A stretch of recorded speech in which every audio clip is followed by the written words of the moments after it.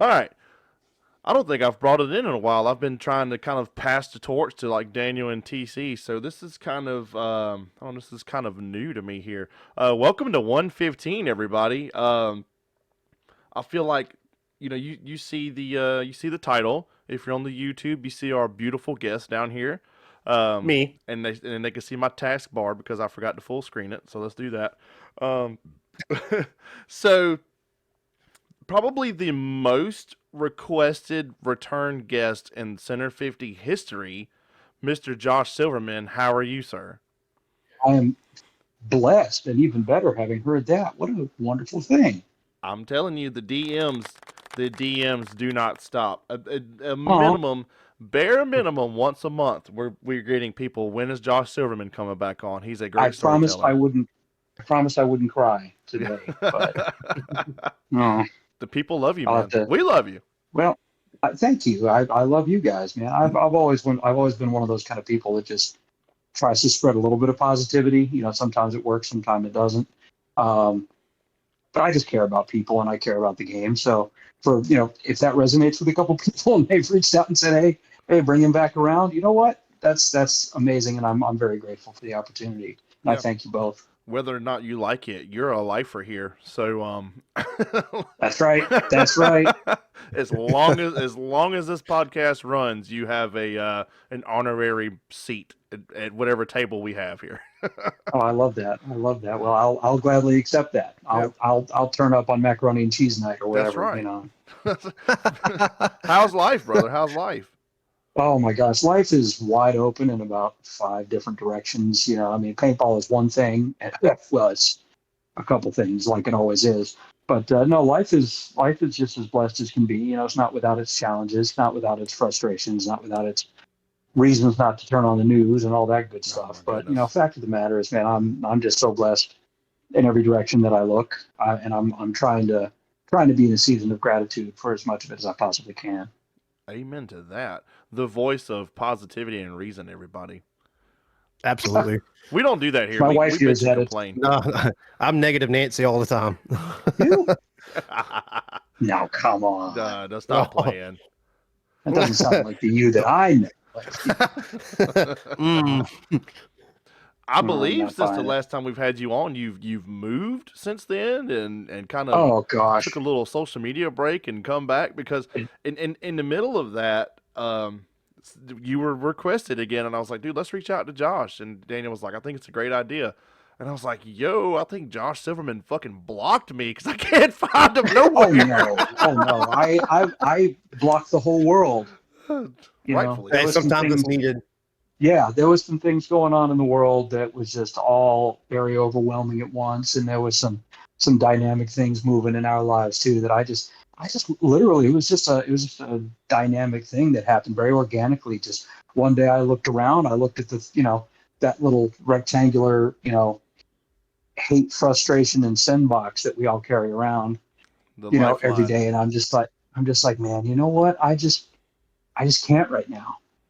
And I left, and did I the thing I missed most about it was being able to stay in touch with people that I cared about and that come to find out actually did give a damn about me, that were spread around all over the world. And so eventually that was what brought me back, was just the ability to stay in touch with people that you don't see as often as you'd like to, like you used to. Yeah. So Yeah. here I am. We're glad to have you back. I am elated because I like seeing your stories, and it seems like every time, like let's just say like Gary Baum posts a picture and somewhere Josh Silverman's in the background, like he is embedded into paintball. So I'm he glad and to have you I back. he and I spend a lot of time on the sidelines together. We spend a lot of our, he's a remarkable man in a lot of different ways that you can mean that. When it comes to paintball, some of his photography was influential and really just stellar. And there was a lot of times we were elbow to elbow on the field, and those were good times. I remember the conversations. He'd give me a hard time about some piece of equipment that I had, or we'd wind up nudging each other into a shot or out of a shot or out of the way. And it was always me, him, and like at the height of the NPPL days, Oh yeah, the PSP did, when it was just 20 or 30 of us just crowding up on each other, and you couldn't stick your elbows out like this, and it was just something would happen along the snake, and you just see 20 of us just pitch up and just clickety clickety clickety clickety, and then some of us would get it, some of us wouldn't, and some of those people were amazing, some of those people were just passing through, and well, I'm still here. Hey, amen. Nice. And his page, a lot of his throwback, like he still does current photography, but a lot of his throwback stuff, man, it's such a breath of fresh air for somebody like me because all of the stuff that he posts is like familiar. There's a certain time frame of things where like kind of cloudy to me because I was kind of backseat on all that, but like he'll post something just like you said, like an old MPPL or old PSP, and I'm like, oh man, those were the days. My knees didn't hurt back then. Right. That's the era that I'm in right now is the everything hurts era. Just turned 47, and I think we can all relate, in those younger days, whether it be paintball, certain career choices, some of the things that we did recreationally, just your body's willing to put up with a lot of things that, man, as once that check engine light comes on and everything just hurts. And now, I'm trying to pull it back. Now I'm trying to be, a little bit more mindful, trying to be in the gym, trying to do all these things. And at 40, it's like, it's the biggest battle is with yourself because it just doesn't want to play ball. And I mean that as literally, sometimes as I can mean it. And, the mental aspect is massive too. And I'm sure we'll get into that, but yeah, Gary, the stuff that he posts, the throwbacks that he does, the places that we all were back then, the memories that we made, man, those were, I think across society lately, if you look, you're seeing a positive looking back on an era that is gone, but not so far gone that we feel like it just slipped through our fingers. Yeah. And, that's societal.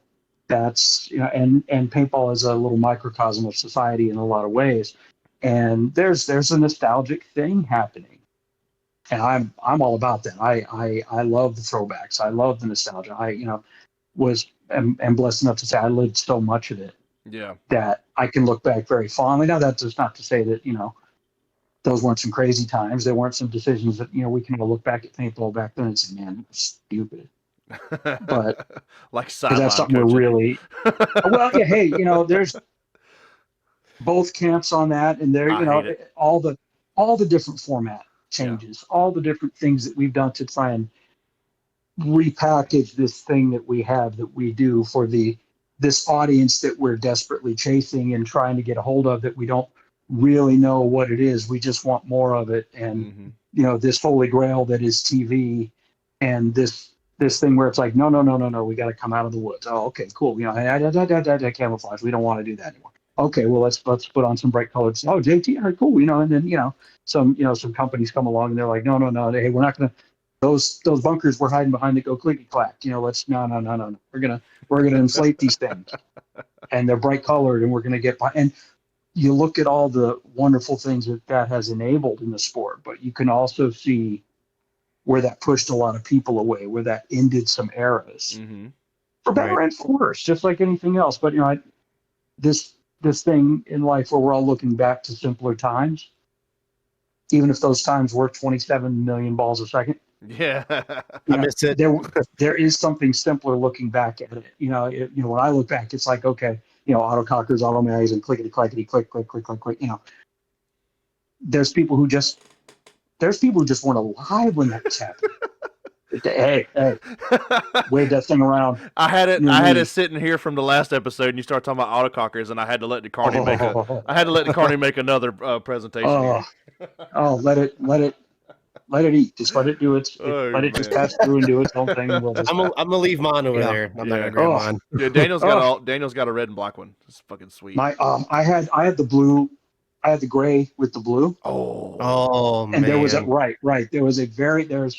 because everybody knows there's still a pretty large amount of paintball guns that I have that I've kept, and there's a pretty short list of guns that over the years, for whatever reasons, I've been like, I don't really need that one, or someone's made me an offer that I could not turn down. And man, like I'm afraid to say when I give up that carnivore floor that I would, if it was somebody I really didn't like, I'd just smash them right over the head to get that gun back. I really would, because that thing was just a sewing machine of just murderous death, of just the intent to just zipper you 47 times, most of those on the way off the field as you walked off. The angry typewriter. Oh yeah, just the death sewing machine of just clickety clackety click click click click click click. Ugh, I'm gonna get worked up. Now it's that was an amazing machine. And, you know, did they run perfect all the time? Well, I mean, what does? Yeah. But there's something in paintball that is etched into the stone of what we do, that a back block going back and forth is just a big part of what paintball's supposed to be. And that's coming from a mag dude. Yeah. Okay.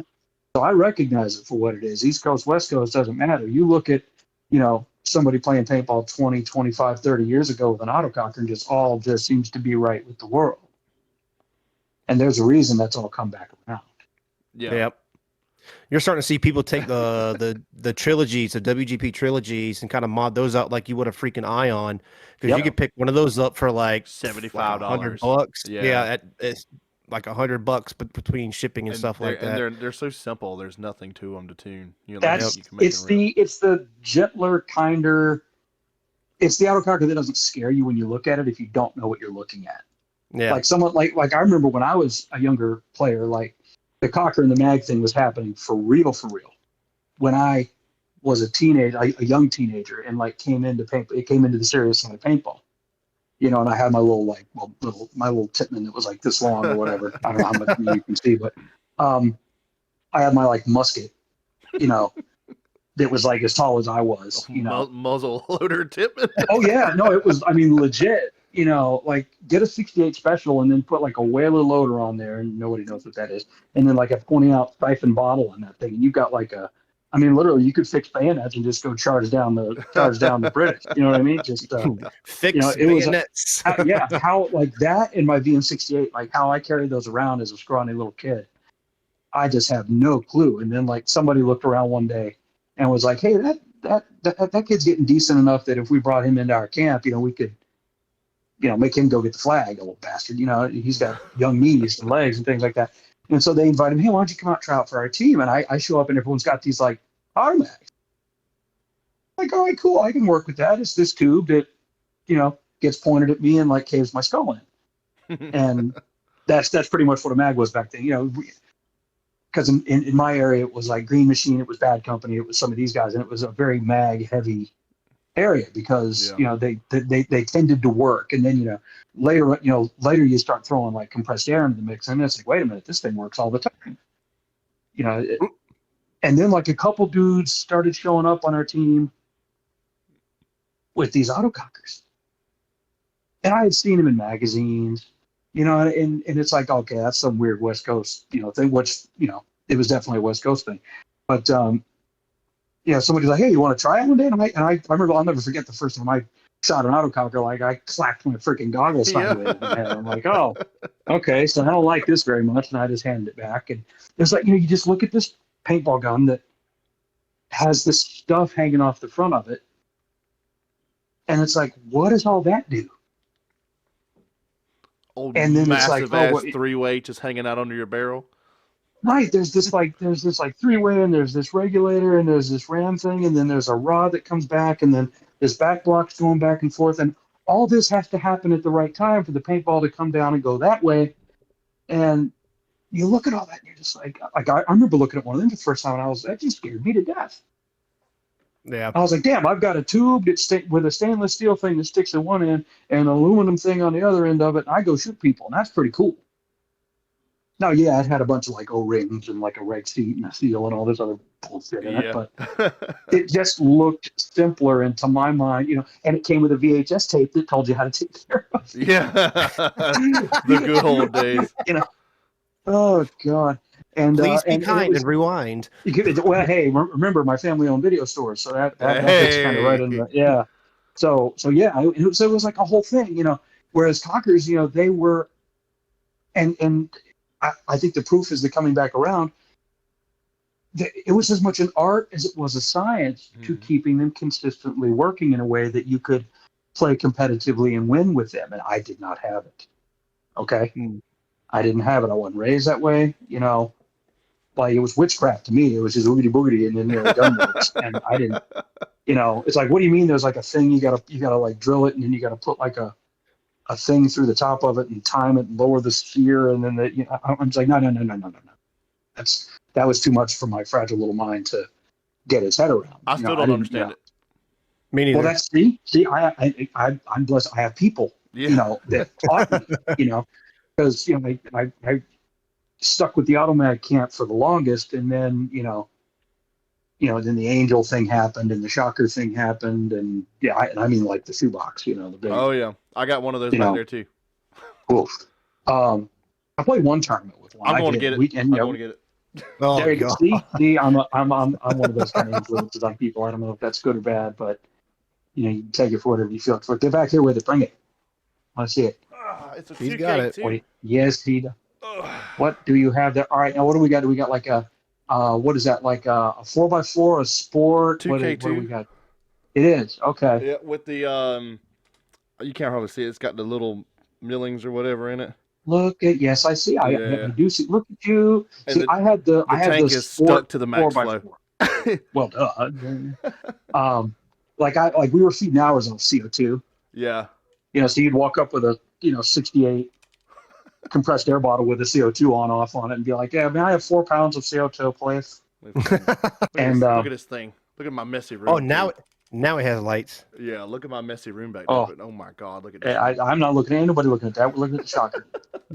I try to tell him, man, no one really cares, but he keeps on doing it. I care. Oh, you're allowed. People are allowed to care about things. I care. We covered that a few minutes ago. They can rewind to that part. But yeah, it's just it was after all those that I wound up with cockers. Yeah. Because I just by then I started working in paintball and then started going places and and then you meet Bud Orr. And the guy is so genuinely wonderful that you can't not want to be a part of whatever it is he's doing. And so he gets me this like autococker, and I'm like, okay, what happens now? But then I knew people.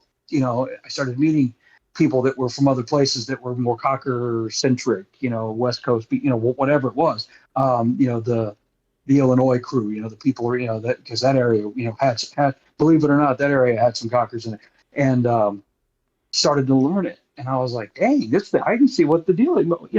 I pulled the trigger and the ball went that way, and it happened on purpose, and it hit that. That's pretty cool. And then you pull the trigger again, and it happens again, and it's like, oh, I like that. Mm-hmm. And that's to this day, I like shooting a cocker. There's something about it. I can take a mag out and just go play it. There's nothing to it. Yeah. The cocker there's a renaissance to the game with all the Tin Man and all the Woods Ball and all these different things that are happening, and it's more accessible now than ever because of the whole EMEC thing that's happened. Yep. And that's a good thing too, because you can turn them into just a remarkable piece of equipment for a price point that is just incredible. And then God forbid you get anywhere near somebody like Silverman, over at Inception, and you put like a couple of things on that gun, and now you've got this remarkable piece of equipment. And you can still take an autococker out there and you can hang, and it's a good feeling.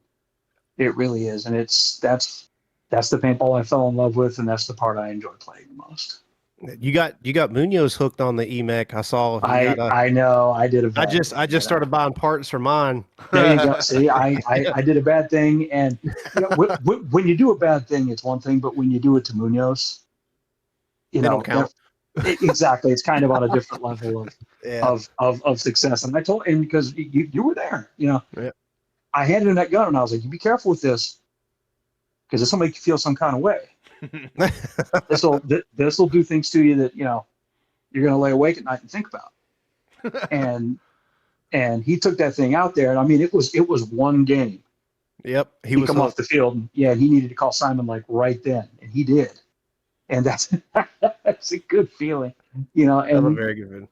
and it's so much fun, and like I said, for the price point, it's tough to beat. And then, don't, get me started on this new, speaking of West Coast stuff, I've wound up, you know, having a West Coast group of people take really good care of me, with these dye guns, and it's a whole different kind of a thing, and they've taken really, really good care of me. Their equipment is really cool. It's really good. It's definitely a you take care of it, it'll take care of you kind of a situation. Mhm. Yep. And man, when you do, it'll do a lot of the killing for you. What are your I'll thoughts tell on you. them? Oh, go ahead, Daniel. Go ahead. I was about to say.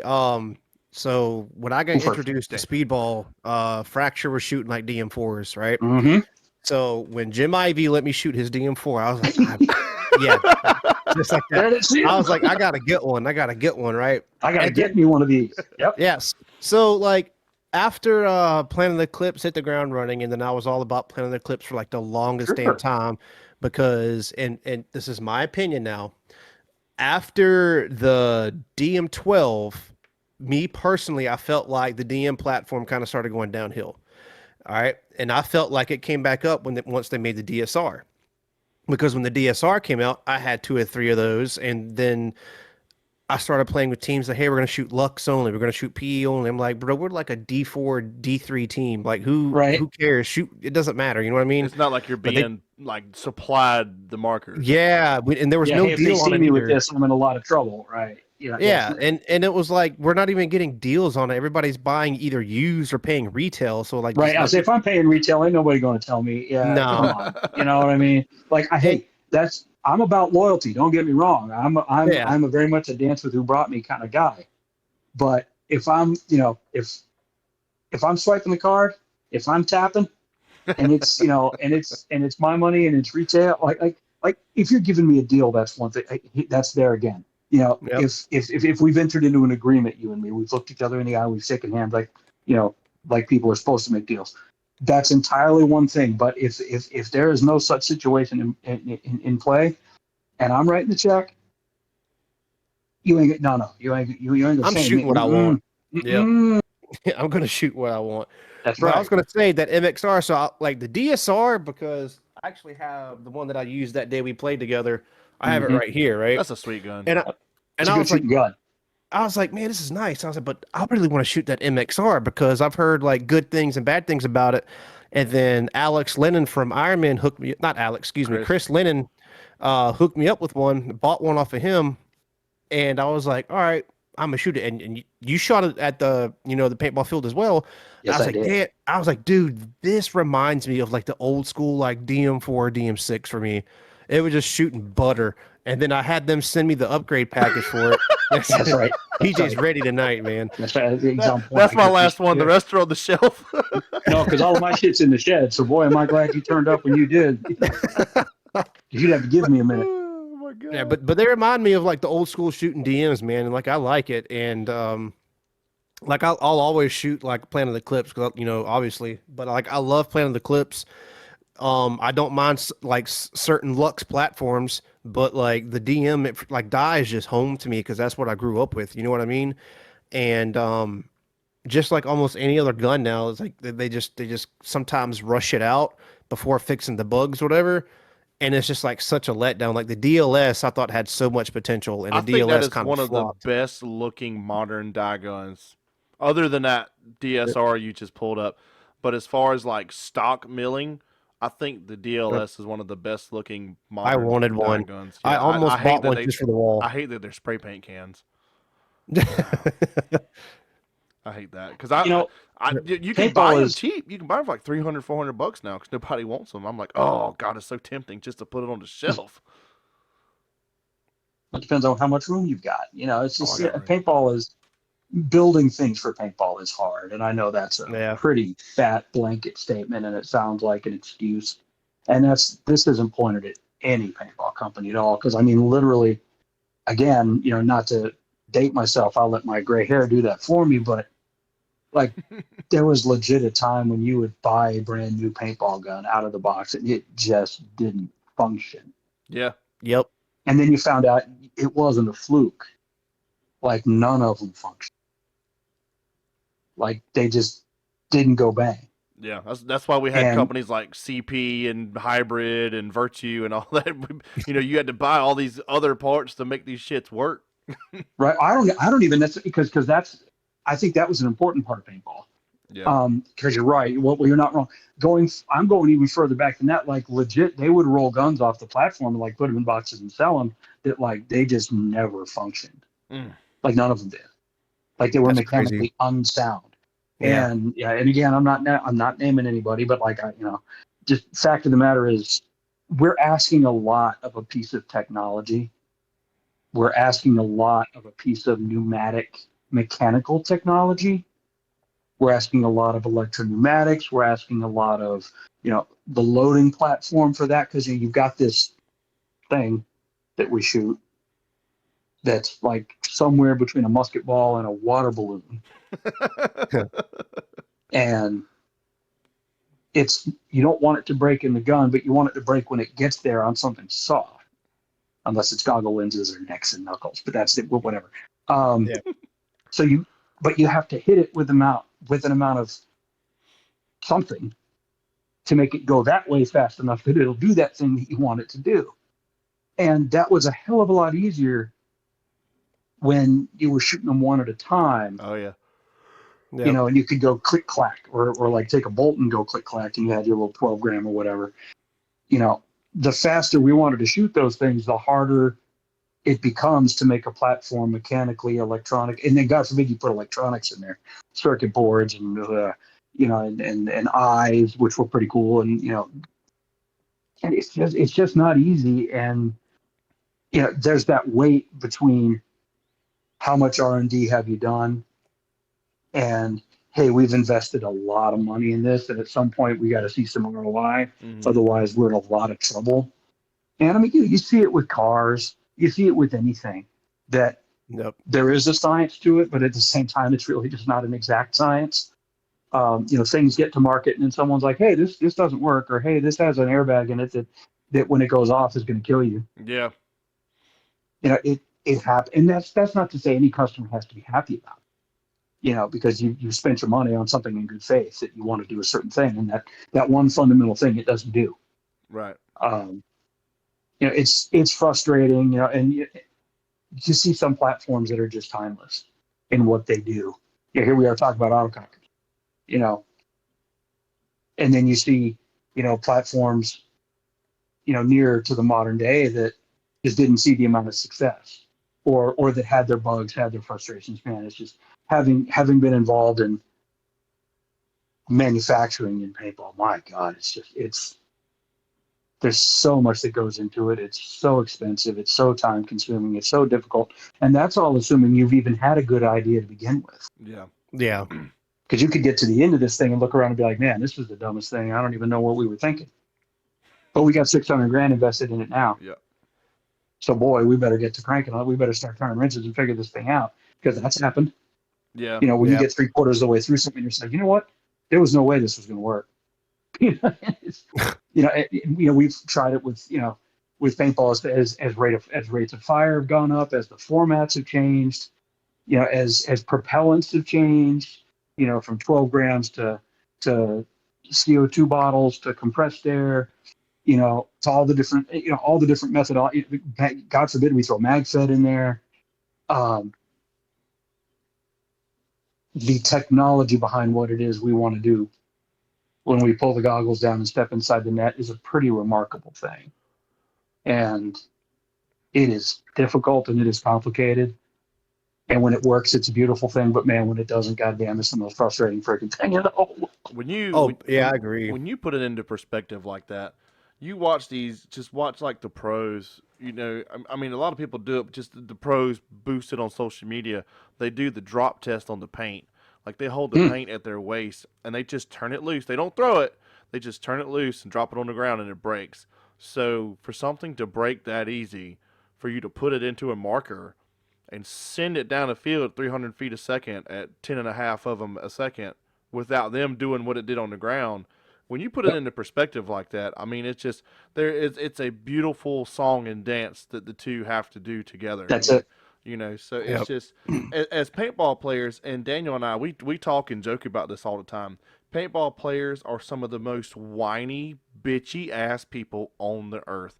We are That's us. paintball players. We complain all the time. Daniel complains a little more than me, but Yeah, but we've talked about this. No, yeah, but I would no. never. but in you have to kind of it's frustrating. Let's say, um, let's just use the DLS for example. I mean, there's no secret that it came out and it was problematic when it came out. As much as I like the gun, I don't have one. I like the way they look. Okay, so but I'm just using this as an example that people can probably relate to. People spent, I forget what MSRP was on this. I'm imagine it was 13 ish, 13, 14 maybe, somewhere in there. Um, and they're just basically inoperable. Maybe 3 out of 5 are just constantly breaking paint. And those aren't exact numbers. Um, it's just, something I'm making up. So for me as a consumer, yes, that is very frustrating. Oh man, I just spent all my hard earned money on this marker I've been saving up for and I can't even use it. But if you take it, 17 to 19, PJ. okay, so even more. So, but take a step back, um, and I'm guilty of not doing this. I don't do this all the time. But if you take a step back and go, hey, these guys did not just throw this shit together. And I'm not just saying die. I'm just using the DLS as an example. But they didn't just throw this shit together and go, all right, we need a paycheck. Throw this out. I don't care if it works or not. Right. A lot of these people that engineer these markers are players themselves. Look at Lux. Ryan Moorhead Mhm. spearheads those projects. So he's gonna have to use this product as a pro player. He's not gonna put out some subpar bullshit. Just like Nick Sloviak works at Dot, and just I mean, it's just any fucking pro works. Most of them work in the industry, so you have to kind of take a step back in a situation like that and go, damn, that's it just didn't work out. And if the company, let's just keep using Dye for example, if Dye comes out and just kind of holds themselves accountable, like, hey, we know the DLS is having problems. Here's a fix for it. We think we've figured out a fix. Now, now their fix didn't fucking work, but They listen, tried though, right? they try, and I feel like that means a lot for me, to me as a consumer, because they admitted they had a problem. They tried a fix for it, and some people praised it, and they're like, "Hey, it fixed my gun," and some people were like, "It didn't make no change. I had less problems with the original parts," but at least they Yeah. made an effort. So everything's not going to be you know foolproof. Now, Sometimes you just have to own it. I mean, yeah, Yeah. there's a reason in the car business they have recalls.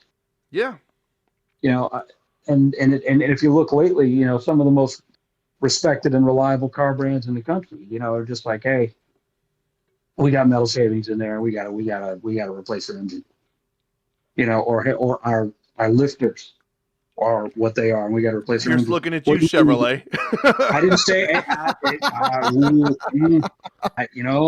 I didn't, name any names because all of them have had their catastrophes, all of them have had their frustrations, all of them have had their remarkable products, and all of them have had their products been like, man, we got to fire that guy. Yeah, Happens in every bit. And and again, that's not to say the consumer doesn't have the right to be pissed because I've been on the other end of that. oh Where yeah, you buy something and the recall letters start to show up, and you get one, and you get two, and then you get three, and then you get four, you're like, all right and now. then yeah, because it hell, it happened to me a couple years ago, and Yeah, and y'all sold and me it a wasn't lemon here. and it wasn't the product you think it was either. Before anybody says anything, but yeah, it's and paintball, like I said before, is a microcosm of the rest of the world in that, we have our problems, and and Lord knows there ain't billions in this industry to fund R&D.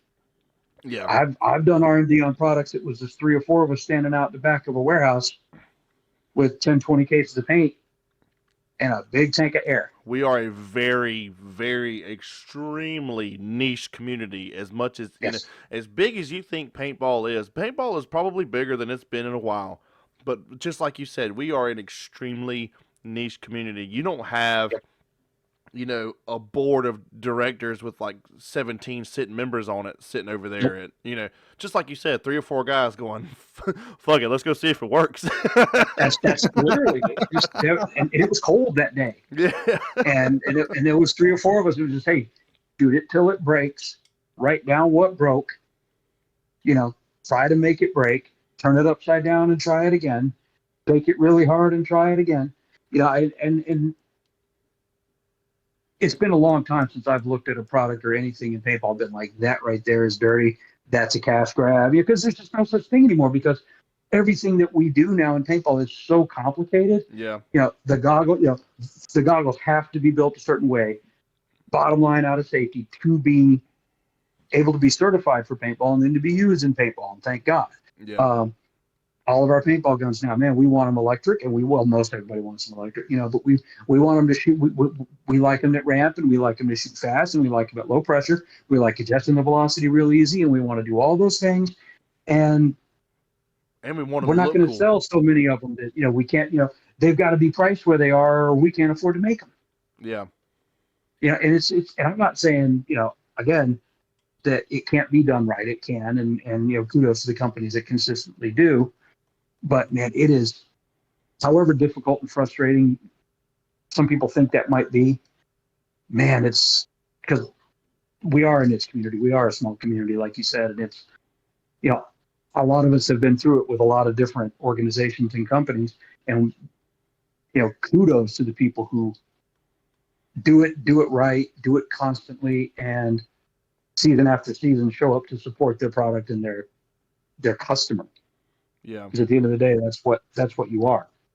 People call them players. That's why, in the old days, the CFOA days, I took to calling them customers, because you're spending your money with me Yeah.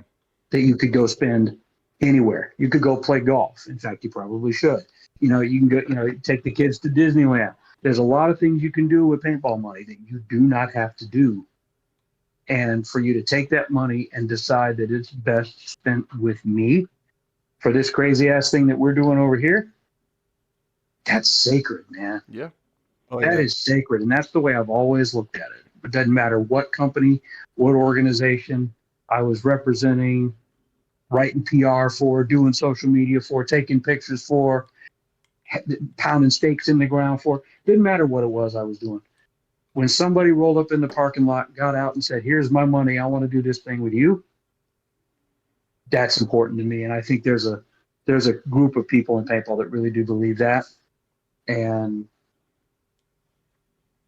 I've always felt like it's like the most sacred thing in the whole world. So I was going to give you the very best of what I had, whatever that was, whatever product that was, I was giving you for that money, whatever I was handing you across the counter, whether that was, in my case, whether it was, some paintball tournaments or, a magazine or, sometime it was a friggin' loader, all the different things that I've been involved with.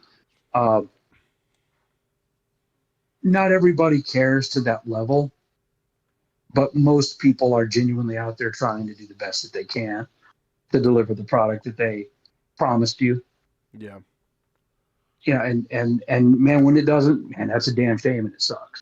Because it sucks for everybody. It sucks for you because you bought one and you're trying to go play with it, and the thing goes, and that sucks. Or the loader jams, or the refs suck, or whatever. Whatever the problem with that thing might be. That's always the ref's fault. It's well, It was the ref's fault that our torque loaders suck so bad. Right. There's always, and we're in a society where it's so much easier, and to shift blame away, and accountability has become something that you don't see as much as you'd like to. That goes such a long way with me. Like, if in any regards, not even just paintball, just in any everyday aspect, and I may beat it into the ground on this podcast, because I probably would say accountability at least once an episode, but holding yourself to such a standard that you can hold yourself accountable as an individual, as a company, goes a long way with me. Just like kind of how I was, doing the die example. In my opinion, they held themselves accountable, and they were like, "Hey, we have a problem. here's what we think is a fix. And I'm like, hey, respect, because they could have been like, oh, there's nothing wrong with our stuff. Thanks for the money. Yeah, I mean, You know? and we've seen that happen, Yeah. and you see how it makes everybody feel. Yeah. And it's just for a person or group of people in any atmosphere to be able to step up and say, hey, this didn't go the way we wanted it to, and it's on me. Yeah. Because I've had to do it. I didn't like how it felt. Yeah. Well, look at what I just did recently. They sent out the free upgrade for your MXR. You know what I mean? Example. So I still have I still have mine in the FedEx box. Well, I sent the MXR to my buddy back in Georgia to use because he was wanting to use one. I was like, well, that's like I'm not. The last time that I played paintball was the last time I played with you and Jeff here in Virginia. So I was like, I'm not playing anytime soon. So I shipped it to him to let him shoot it, let him try. Instead of having to buy one retail, I was like, you know what, I'll send you the gun, just use it, And then when I was being sent, they're like, oh yeah, here's your free upgrade. I'm like, well, shit. So, oh, come on, yeah, well, I don't get one when it gets back. Damn it. But as soon as I get the MXR back, he's gonna ship it back to me next week. He's pretty much done playing too. But as soon as he sends it back, I'm gonna throw the upgrade in as soon as I get that upgrade going, because I still have paint and air, believe it or not, from when we played. Hey, trust me, I'm right. I used air for that deal.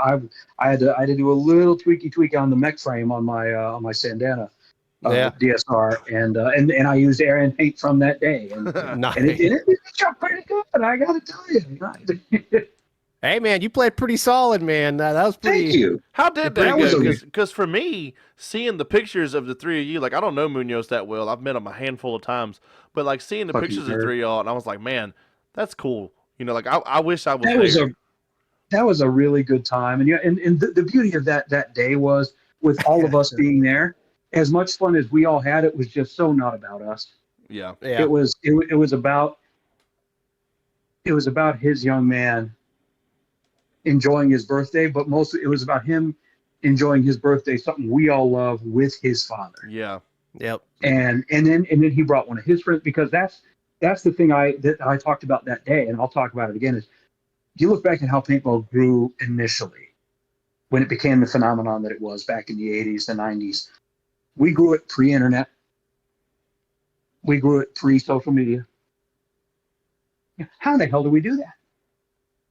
Word of mouth, man. that accountability thing that you talked about. That's true. It was literally bring a friend. Hey, what did you do this weekend? Well, I got this big ass purple freaking bruise right here. Oh my God, what happened? Paintball, really? That sounds fun. Come hey. I want one of those bruises. Right, exactly. And then next weekend you take somebody, and then they're hooked, and then and before you knew it, we had a we had millions of people around. We were the fastest growing thing, fastest growing sport in the world. We were a phenomenon, a worldwide phenomenon, and it all stemmed from people taking personal accountability and saying, I want this thing to grow, and here's how I'm going to grow it. You dumbass, come with me. Yeah. And that's what Daniel did to me. That's what this was. This was paintball in its most purest form, because it was recreational paintball played, with the rec ball crew, the usual suspects, at a local field that we, and here, perfect example, we paid retail for our experience to support a local field doing what they do week in and week out, because without them, paintball doesn't live. Mm-hmm. Right. And damn, if we didn't have a good time, my God, that was a freaking hoot. That's probably the most fun I've played in paintball, probably well over like the last 2 years, man. Isn't that what it's supposed to be? Yeah, it's supposed to be like that every time. I was gonna talk shit just now, but I haven't played in like a year and a half, so I was like, "Oh, I'll just go fuck myself over here." But no, like I'll give you a pass. I'll give you a pass this time. Well, so like, speaking of accountability, that dude that we sent home, man, that was one dude that did not have accountability. Like, you know what I mean? That poor guy, man. He seemed like a good dude. I hope he's listening. No, and He's that's not. why I'm talking the way I'm talking, because he was a little bit bigger than me. But I don't ever like to show up a place and go play, and then people start going home. But this time it was for the right reasons. Big time. It wasn't like we were ramping on the rec, but it wasn't like that. It wasn't like we were cheating. We didn't have to. It wasn't like, it was just, there was a dude there who was more aggressive than the average player was at that place, willing to do a little bit more than what the average player was. Like he was perfectly happy to just come and try to run you down. And the average entry to next level recreational player, when you've got that type of aggressiveness coming at you, you know, is gonna lock up in that situation. Yep. Not me. No, Not you. no. Not you. Not Jeff. Not Jeff's son. Not any of us. Try that. Come over here and try that with me. That's the old Bruce Lee saying, "Boys, don't hit back." God, that Exactly. was so loud. Womp, womp, womp, womp, womp. And so, no, come on over here and try that in your face paintball with me. This ain't my We first got day. video Paintballs proof do- of him trying that. Yeah, paintballs do not hurt me anymore. So just No. come on. Just come on down. But here's the thing. I'm gonna take my lumps. You take yours, Yep. and then we'll figure out what the level is, and then we'll just all shut up and go back and play paintball. And that's true on the tournament circuit. That's true at the local field. This was an example of that. I've always said paintball is played in such a way that you push until the refs push back, and that's where paintball is. Yeah. The rest is settled behind the gun. And this was just okay. He wants to come try to run me and my buddies down like he does these locals. That's cool. You could tell he was a bully, man. Like when you have a ref come up to you, like, "Hey, man, I'm glad you put him on him because he's been a bully for the past like year and a half." I'm like, "Oh, okay, that makes way more sense." You can't do that, dude. That's just you. No, You that's potentially what run damages off. the game. You potentially run off newcomers. Yep. When just say Daniel and I are playing. Yes, we could shoot the absolute dog shit out of each other. Daniel's probably going to shoot me. I mean, there's no question. But but we can do that because we've been in this thing for a while. You don't even if you're not like a D3, D2, you're not up there in rank, but you're a casual every weekend rec ball player, and you're kind of like known around the field for being a bully. You can't go to a field every Sunday as a grown man and just pick on kids. That's like And just that's like exactly cheating what he in was Call of doing. Duty. It's like cheating in Call of Duty. What, Which I've never done. Yeah. What satisfaction do you get out of that? Damages the whole community. It damages all of us. I'm not one of these Snow White types, that's like airsoft. Like, you got to call your hits and come. Look, stuff happens. There's a reason refs are out there. When you play competitively, you play a certain way. But when you're just out to have fun at the local field, first of all, you're running off your home field's customers. Yeah. That's shitty. Second of all, most of the people we played paintball with that day were younger, and if you're going to walk around with that level of swagger and just be a tool, Yeah. come on, man. Don't do that. You know what? You showed up for the same reason as the rest of us did. Let's all go have fun. Yeah. See him walking off the field mad after every game just because he tried one of his signature moves, and we were like, no, we were to Kim, no. Not in my house. That's how it happened every game. Was he would get to this spot because he knew what he could do from there. He would get to this spot because he knew what he could do from there, and then he would come try to run one of us down. It was like, bro, that's not going to work for me. No, I can't even tell you how many times I caught him trying to like run somebody down, and then the amount of times that I caught him cheating was unbearable. Did he cheat you? Oh yeah, when we were doing that rescue Randy mission or whatever, and he was behind that boat, dude. He was prone. He was prone trying to be all sneaky and shoot at me and Tim. And I was like, hey Tim, watch the wood line. I was like, I'm gonna shoot this dude behind the boat, and you would see it pop. And I was like, all right. I was like, don't cheat me. Don't cheat me. Come on, dude, get out. Don't cheat me. And then finally he made his run. I was like, all right, because I'm just trying to like one ball people. I'm not trying to like, there's kids out there, so I'm not gonna sit there and go. Right. So I'm sitting there, onesies, twosies. No, we were playing. So there was like a castle that the team had to defend, like a kind of like a hostage or whatever, and you had to go in there and touch the hostage or whatever. It's just like were you mech or were you just like? Oh no, I was shooting the DSR to begin with. I was. I played mech all day. Yeah. Okay. Yeah, but I was one balling. They did. No, he did not. But he cheated me a lot. And then he complained about that, and then we played that spot again, and I was able to find him in the center where that little dummy was, and I put 2 on him. I bunkered him because I saw his barrel because Tim went to go in, and he's like, oh, fuck. And I saw him raise his gun. I saw Tim look over there. I was like, oh, I know where that dude's at. So I went and bunkered him, right? But I just went pop, pop. And then he complained to the refs about getting bunkered and being overshot, and the ref came to talk to me. And I said, hey, man, I only put 2 on him. I was like, your other ref can, vouch for me. And he's like, yeah, he put 2 on him. I was like, I don't know why that dude's crying right now. And then that's when it started escalating. That's when I swapped the jerseys. I got out of the fractured jersey because he kept trying to come for me. I was like, I'm on to you, buddy. I'm on to you. I saw what was going on. I was like, you know what? I'm just here to enjoy myself, and this I'm going to enjoy. And that it was all part of a fun day at the park for me, just because it was just like, all right, because it was this dude, because for the first 10, 20-minute games, whatever they had us playing, and for the first like 5-10 minutes of it, you could respawn. Mm-hmm. And so this dude would just lather, rinse, and repeat me. He would come at me. He would go to his spots that you could tell were like his spots were like that was just his jam, where he was just going to go and he could do work from. He would go to them spots. I'd shoot him out of them spots. He would go back, tag up, and come right back to them spots. And I'm like, fool, I ain't even moved my barrel yet. Get out and take some more walk.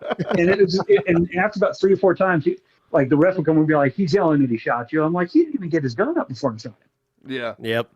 And like he tried to say that he shot Josh in the head, and Josh was like, "Where?" He's like, "My headband's clean." The ref came over, was like, "I want you to," and he brought the guy, was like, "I want you to look at this." And he literally walks up to me, takes his finger, and goes, "You see any paint there? You see any paint there?" And the guy's like, "No," and I was like, "Exactly." Like, dude, I'd have shot him right there. I would come out into his paint and be like, "Crackhead, get out!" Oh, I'm not even like, man, I'm not getting any younger, and like my knees hurt, my back hurts, my face hurts, my ass hurts, my, everything hurts. But goddamn, I could shoot that guy. Yeah. Oh yeah. And he's just ramping as hard as he can ramp, and and it's just like it's like, dude, loser. you know what? Don't the fact that you would do that to the kids, and that's what gets you off. That's what excites you, man. It's like don't do that. That's just not cool. You're a whole bitch. That's the only.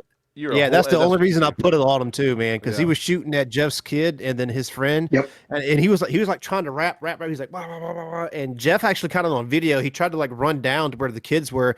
I said, nah. And I came out and said, yeah, that's not. Me and Josh just went. Now if there's a. Yeah, and that's when he packed up and left. The thing about it, the proof of it was that everybody else there loved us. Yep. Everybody else there had a great time because we were mixing in with them. They were mixing in with us. They would redivide the teams after every game. Would say, let's move a couple guys over here. Let's move a couple guys over there. And all of them had fun and left smiling. Yeah. And the other guy, he didn't have to go home mad. He didn't have to go away mad. He just had to go away. That dude didn't say one word when he was packing up to his buddies. What was there to say? Hey, I got shot a lot, but damn, I'm gonna come back next weekend and I'm gonna be. You ain't got to go home. Kid. You ain't got to go home, but you can't stay here. No, baby. You can go home and cut the grass early this afternoon, baby, because we got things under control here. Yeah, you can't go out and make it a miserable experience on rec players just because you suck and you have to beat up on kids to get off. Maybe you should play airsoft. I don't know, but just you can't. Like if he wanted to be a good paintball player, like he obviously has the dedication to keep showing up. Yeah.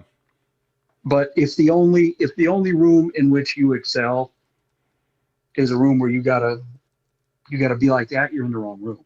Yeah. He's probably out there beating up on kids because he can't get on the team because he has a shitty attitude.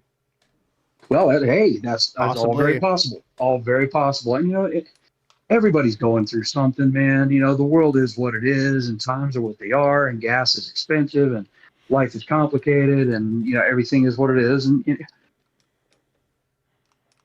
if you want to come play paintball and get some of that out of your system, come on. We want you here. Yep. We want you here. But you gotta put in on this. Yeah. And I'm not saying you gotta be a saint. I'm not saying you. There's funny people that come around all the time. Like, you ain't even really got to be that cool. Mm-mm. But just right. All you got to do is put the effort into. Just try not to be a dick.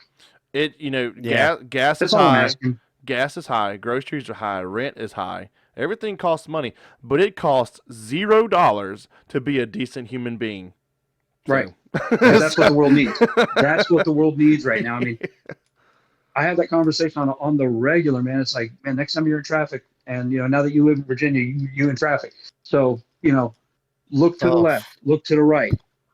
Whoever that person is, look at his face. Look at his face right now. God Almighty! I want to go back to Savannah and deal with their traffic. All of those people, everybody that you see is going through it.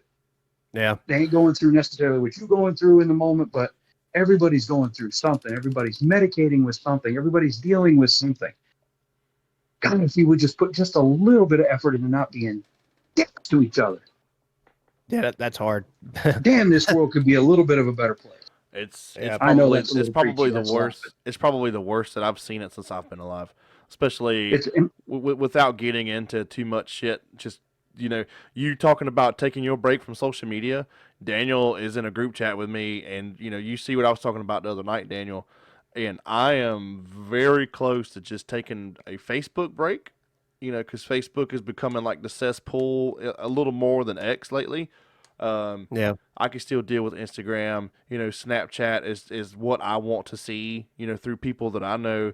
So, like, I'll keep those, but I'm really considering just backing off of Facebook for a little bit because it's just too many opinionated people spewing just. You can. Dumb shit. They will Dumb literally, shit, like, man. influencers and shit, like political influencers, and I'm not getting too deep into this, I swear. We're not a politics podcast. But political influencers, left or right, I don't fucking care. Both sides they'll just spew bullshit. Just put a completely false post up and people will eat it up. And I'm like, y'all really get on here and say anything for engagement, and it doesn't matter who it messes up. and they'll turn on each other. That's Yeah. the worst Oh part, yeah. Yeah. is that they Yep. will turn on each other, and that's the savagery of it. I And I'll saw. even go. Oh, go ahead. No, please. I just the quick point I'll make is, for me, it's one thing. It was for my, mental well-being and whatnot. But for y'all got babies. Yeah. Y'all got children. Yeah. You have to safeguard yourselves Yeah. because you have to be there for your families. I'm constantly on watch for my kids, man. Like, so like me and PJ talked about this before. Mom would let us go skate around our hometown, right? Because me and PJ were into skateboarding and paintball back, extreme sports, extreme. Right. That's what it was. Well, me and PJ were into skateboarding pretty heavy before paintball, because I was- skateboarding was way cheaper. You know what I mean? So It was we did extremely. It skateboarding. was extremely accessible. Yeah. It was still expensive to get a completely new setup, but a lot less expensive than these things. But and then you didn't have to go 30 minutes to an hour to a paintball field to do it. Kind of pump the brakes on that a little bit. We could play with our spiders in the woods at the house. Go to the hardware store, fill your CO2 up. That was different. But we could skateboard anywhere we would allow us to roll. Continue, Daniel. I'm sorry, I didn't mean to cut you off.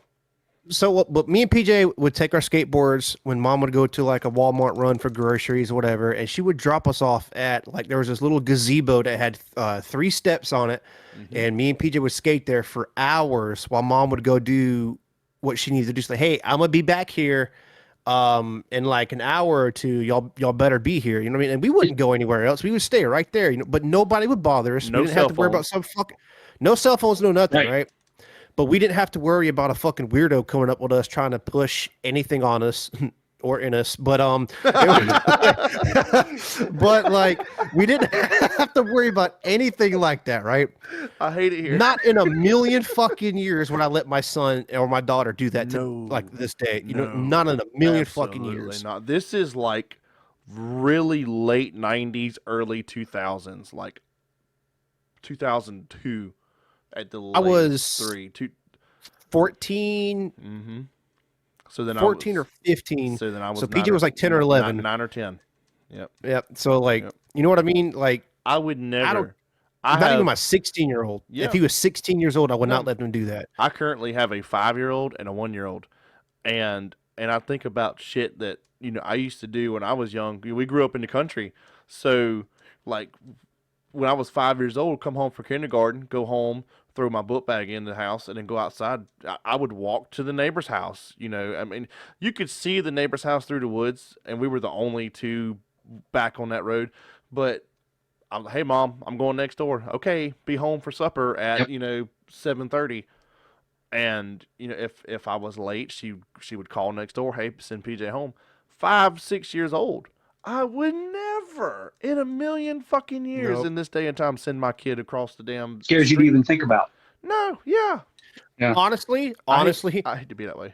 let me tell you something. It's the greatest idea ever. Oh my But god. but so if me like I'm gonna say this, PJ, if we were in that same setting back in the day, right? Let's say we got to move and the same people were at that house, I would still allow that to happen. But just because like we grew up in that area and knew that, but like especially with me having to move every like so often, Yeah. we have to regain trust to somebody else. You know Yeah, what I mean? that's And gotta then be tough. it sucks because like our two kids have been asking for to make friends because they haven't been to a school or daycare since we moved here in March because Virginia has weird like zone laws for schools and daycares, and then all the daycares summer camps are filled to the brim because they filled them up early for summer vacation and stuff, and we weren't able to get in there. So they've been asking to make friends and stuff like that. I was like, dang, I was like, I wonder if I could take Landon to play paintball or some type of like gel blaster or something. So he could go make friends or whatever. But I was like, dang, I can't do that. You know what I mean? Because there's so many bad apples out there that I was like, I don't want to take him into that type of environment just yet because he doesn't understand a lot of social cues when it comes to like certain things. These little bastards decided to go across the road in our neighborhood currently while I was in the shower They did to try to go make friends with kids that they've already played with. We let them go play with them across the road, like, but I walked them across the road. I was like, oh my fucking God. No, y'all didn't. And I had to talk with them for like 2 or 3 hours. Like, y'all cannot do this. Yeah. You know what I mean? I was like, y'all, I know y'all want to make friends so bad, but y'all can't. You have to listen to Yep, let's all daddy. come like to this. Jesus here for a minute. And let's talk Yes, about like, what's you going have, on. you have to listen to daddy. And like, they can't comprehend it. And then Children I are was so thinking, like, innocent. yeah. And I started Yeah, thinking, I was like, and what they were dang, doing man. was all out of purity, was all out of love, was all out of Yep.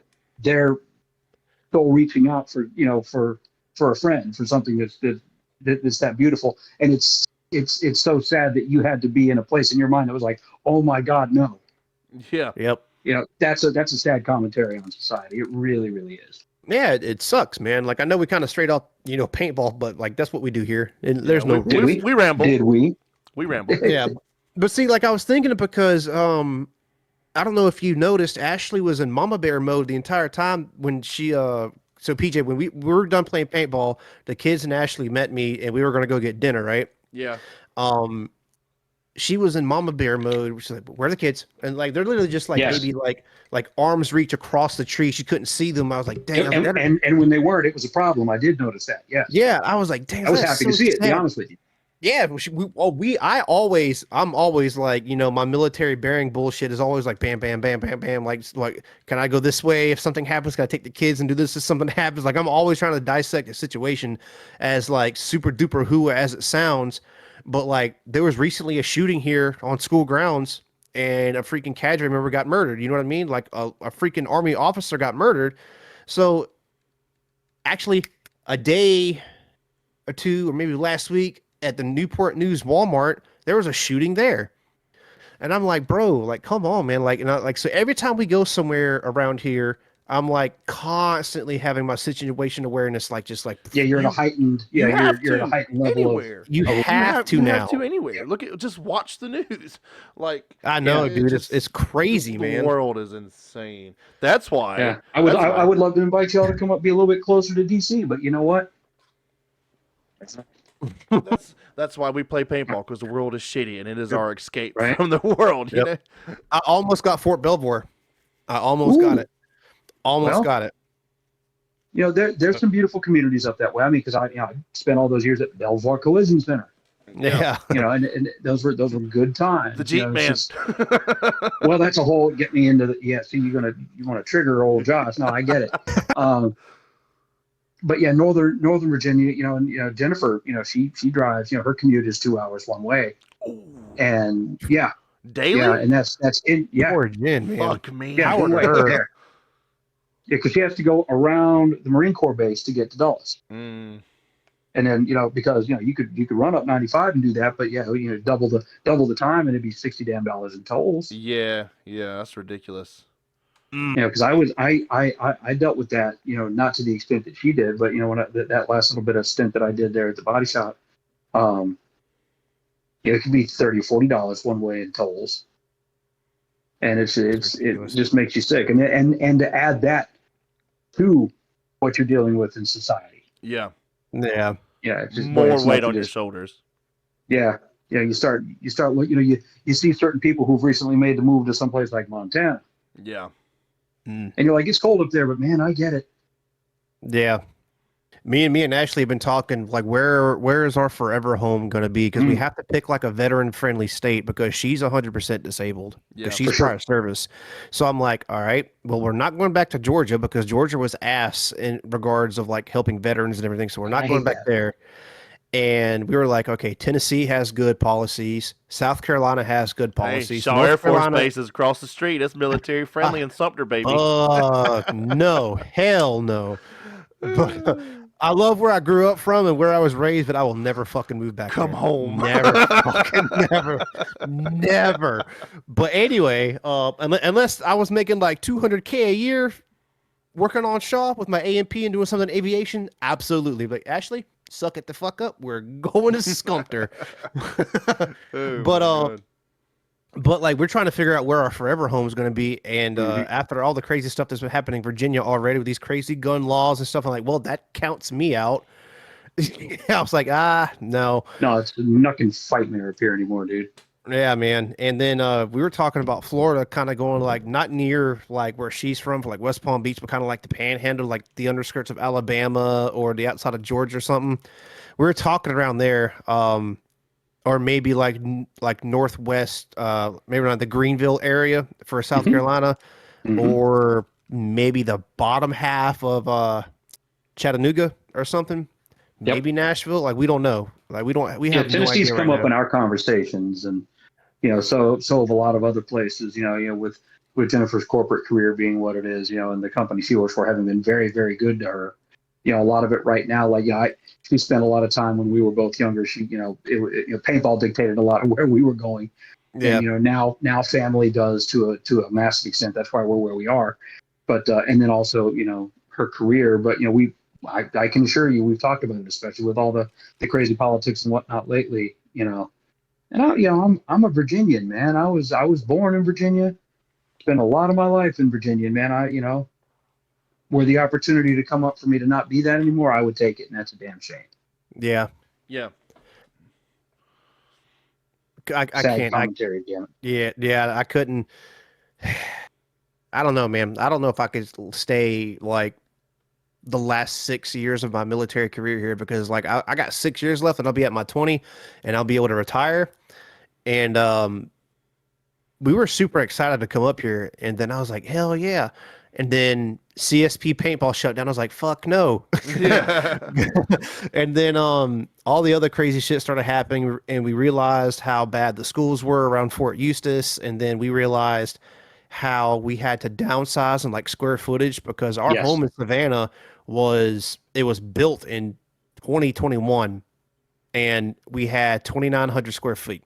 I was like, all right, perfect. The backyard wasn't completely big, but it was big enough for the kids and the dogs to play.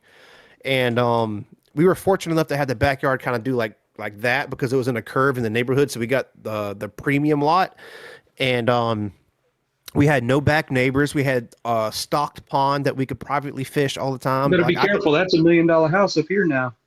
Dude, oh my God, man. We paid, holy shit, we paid way too much for this house, I think. This house was built in 92, and we paid well over $400,000 for it, but it's only 1,900 square feet. Mm-hmm.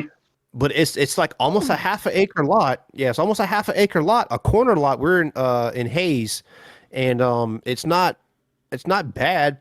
The only shitty part is the last people that lived here were like hardcore do-it-yourselfers, but they had no fucking idea what they were doing. Ooh, that can be problematic too. Yeah. Very. But slowly but surely we're getting it going, and then once we get everything going, because my man cave is still like It looks it's like in Andy's shambles. room in Toy Story. Oh yeah, check this out. So getting away from the backdrop.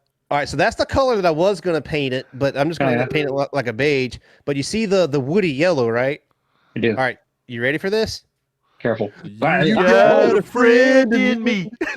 Oh, Oh, Yeah, That's you, dude. man. Why would you change a thing? there's a No, snake in my boot. someone poisoned my booty hole. Like, Oh I'm my god. not doing it. Yeah, that is Not doing it, terrible. man. That is terrible. Yeah, trust me. I mean, because I can assure you, around here they're building townhouses and they want $750 million. It's ridiculous, Nope. dude. I mean, it's just and it just life. Something happened up here and things spiraled out of control. Yeah. And you really want to see me foam at the mouth. You start talking to me, ask me about data centers, and ask Oh me my about god. ask me about data centers, ask me about AI, ask me all that mess. But I mean, they're literally a mile or two from here. They're building a data center, bulldozing every Christ. tree they can get near. Yeah, that's They'll ridiculous. suck up all the clean water they can eat.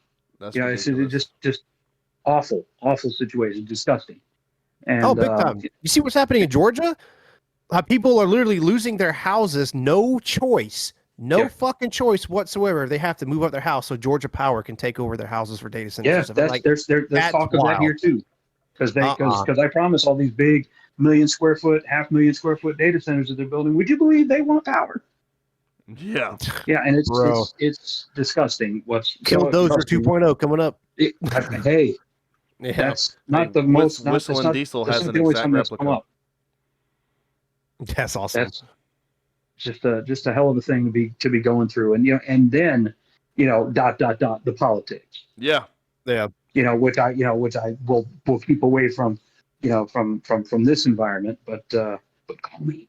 But no, it's just a mess. At the end of the day, all this pours back into is just, man, try not to be shitty. Yeah. Yep. You're not going to succeed every day.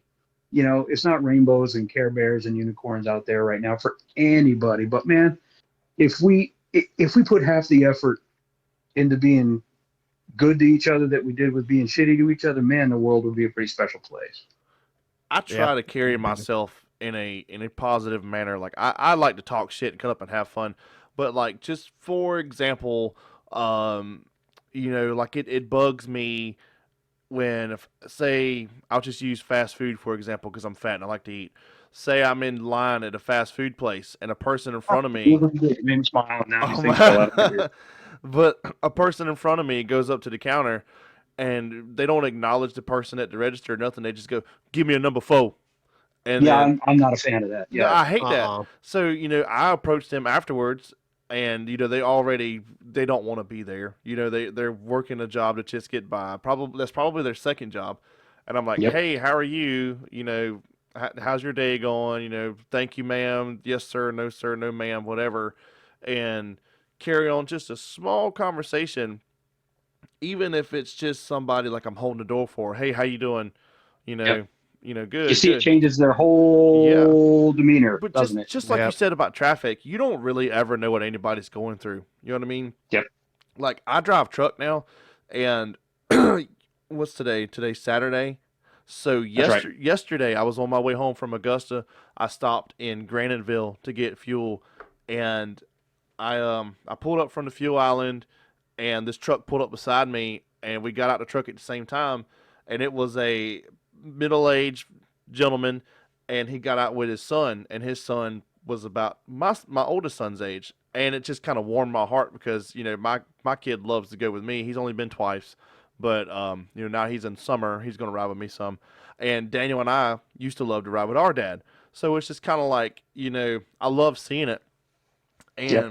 and the dad was kind of like we got into the store or whatever, and he was kind of like checking over his shoulder, but same thing I do with my children. I see this shit, and they were getting drinks, and I was waiting on them to get their drinks so I can get mine. And I asked the guy, I said, "You doing a little co-driver training today?" He said, "Excuse me." I said, "Yeah, I see you got your co-driver with you. Y'all going to knock some miles out today." And then he started smiling from ear to ear. He said, "Yeah, we try and do a little something." I said, "Yeah, I carry my little man with me sometimes too. It's the best." And we just had a nice little exchange, you know, Just a little connection, just a yeah. little Yeah. connection with something And positive, something beautiful. I just his whole demeanor changed, and it made me feel good that Yep.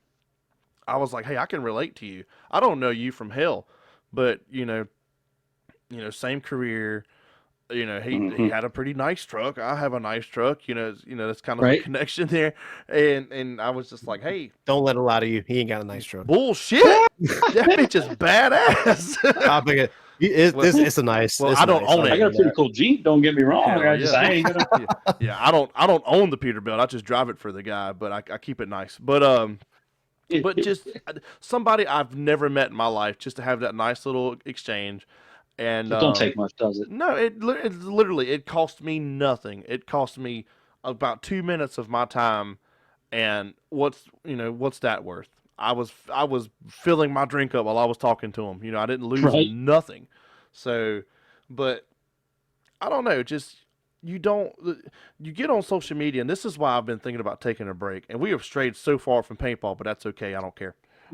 Um, I'm getting ready to pull us back. You wait. okay, I'm good You with it. wait. I'm good with it, You brother. wait. Hell yeah, I'm hooked. But I got my rod out and I'm gonna reel that's y'all right. back. But Keep going, because I'm getting there. God, I I lost my landed me train one of thought now. Oh, Come on. but you were talking about taking the break from social media, and just you start scrolling through. I'll just use Facebook. Facebook is getting so bad. We talked about this already in this episode, but it's so negative, especially with the court cases that are going on. Everybody knows which 2 court cases I'm talking about. You scrolling through, and it's just one side and the other, one side and the other, one side and the other, and there's one woman, I cannot remember her name. It's Sierra something, and she made this big post and was like, and she was like, "Human lives matter," and that's it. And the gist behind that is that exactly what we've been talking about. Everybody's going through shit. The world is hard for everybody. We need to love each other. Get off of social media, talk with your neighbors, just have fellowship with your common person, and you'll realize the world isn't as terrible as social media makes it out to be. And That's it. and I was like, you know what? I might need to disconnect from all this shit for a little bit and realize that myself. And I got that hook set. Now I'm gonna reel it in. Tangent over. Go ahead. No, just the simple fact is we've landed in this topic and it's so true and it's so real. I'm sure you guys have noticed some of the involvement that I have in paintball here recently has been with Paintball for Purpose. Yeah. Here's an exact example of exactly what that is and why, Miss Tammy Adamson, when she created the organization and has allowed me to be a part of it. I'm so glad, because that is exactly the kind of thing that we're trying to bring awareness of, is just the fact that we're all going through it to one extent or another. Some of us worse than others, some of us a little less, but something as simple as just an act of kindness, not even an act of, just an act of mutual understanding, an act of acknowledgement. Mm-hmm. And that there's help out there if you need it. Yeah.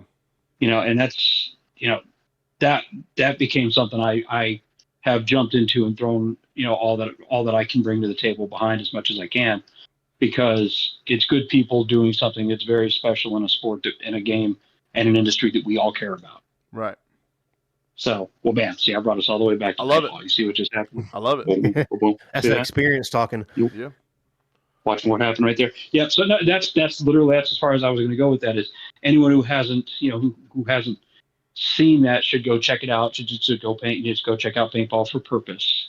If you're at the NXLs, the booth is there. There's therapists. There's people you can call and talk to. There's people you can reach out to, and when you reach out, there'll be a hand there to take yours. And that's hard for a lot of people. Some people are not able to do that, but those who are willing to take the risk that someone else will care about what they're going through, there are people out here who do. Is there a website for this, or is it all social media? Paintball for Purpose, absolutely. Okay. Yeah, Paintballforpurpose.com. I want to tag all this. I want to tag all this. The site's there, the hashtags are there, the social media is there. A real good-looking guy in one of their recent press releases. Yeah. I'm writing this down so I don't forget, because I have a That's right. I have a tendency to just take the episode and like for the YouTube, put the Pro DNA thing on the end and send it straight Sure. to YouTube, and then the audio. You just stamp it and can it, and it's out. Yep. Yeah, yeah. So I want to make sure that when I do the descriptions and shit for this, this needs attention to it. Well, it's real, and it's being done the right way by good people who care. Yeah, And caring about paintball people, caring about people, period, caring about veterans. Just the fact is, when we have meetings, that's what we talk about: is how can we be there for people who are going through it and who need the help. We don't want to, you know, a lot of the good ones check out a little early, yeah, you know, and it's not something that's easy to talk about, and it's not something that you'd ever want to happen. And if, man, there's people that will listen if you want to talk. There's people who care. It's not easy to open up that part of you. It's not easy to, that heavy bag of bricks you carry over your shoulder. It's hard to put down, but maybe we can help you carry it for a moment, yeah, and maybe that's enough. And that's come into paintball, that someone in paintball has taken their own time. You didn't have to. Tammy didn't have to do this. None of the people that are involved in this had to do this. Tammy, Julian, any of them. They didn't have to jump into this, devote their time, their money, their effort, be a nonprofit, all these different things, and do it the right way for the right reason. None of them had to do that. yeah, And when I saw that and said, hey, this is all happening for the right reasons, these are good people, and then they let me be involved. And that's their problem. It's their fault, and they'll figure it out. But as someone who's dealt with some of that himself, to know that there's people within this thing that we all love, that some of us do as a form of escape, as a form of medication, as a form of help yeah, Yep. for the waste that we carry in our day-to-day lives, that there's people like us who love what we love, who do what we do, who can speak our language, yeah, even when it comes to paintball, all the other things in life aside, that will listen if you talk, that will talk if you want to listen, that will help in any way that we're able. Man, that's special, and that shows something maturing on the part of paintball, I think. yeah, for sure. Oh, big time. And people use Hey, paintball as Dad, an I escape. told him. I told him. Oh man, can Told him. you still hear us though? We're good. I can hear you. Oh, I can hear you. I can see you. And Great. I will charge these and get back to you. But people do use paintball as an escape. I mean, myself included. Not as much anymore. But I use the podcast now because I just Sure. life is so crazy. It's hard for me. There's not a great local field near me. The closest good field. I don't want to say. Like I have Twisted Paintball, but you don't really never know who's going to be there because it's not like an open to the public all the time thing. Right. So Daniel was in Savannah. That was kind of my closest go to, and it was still 2.5 hours away. But Yeah, that's tough. but paintball being used as an escape is a great thing. But let's just say, use myself for example. Nothing real like super serious, but just like everybody else in that bag of bricks you're talking about. At this point in time, I'm carrying my own bag of bricks, and I go play paintball to get rid of it.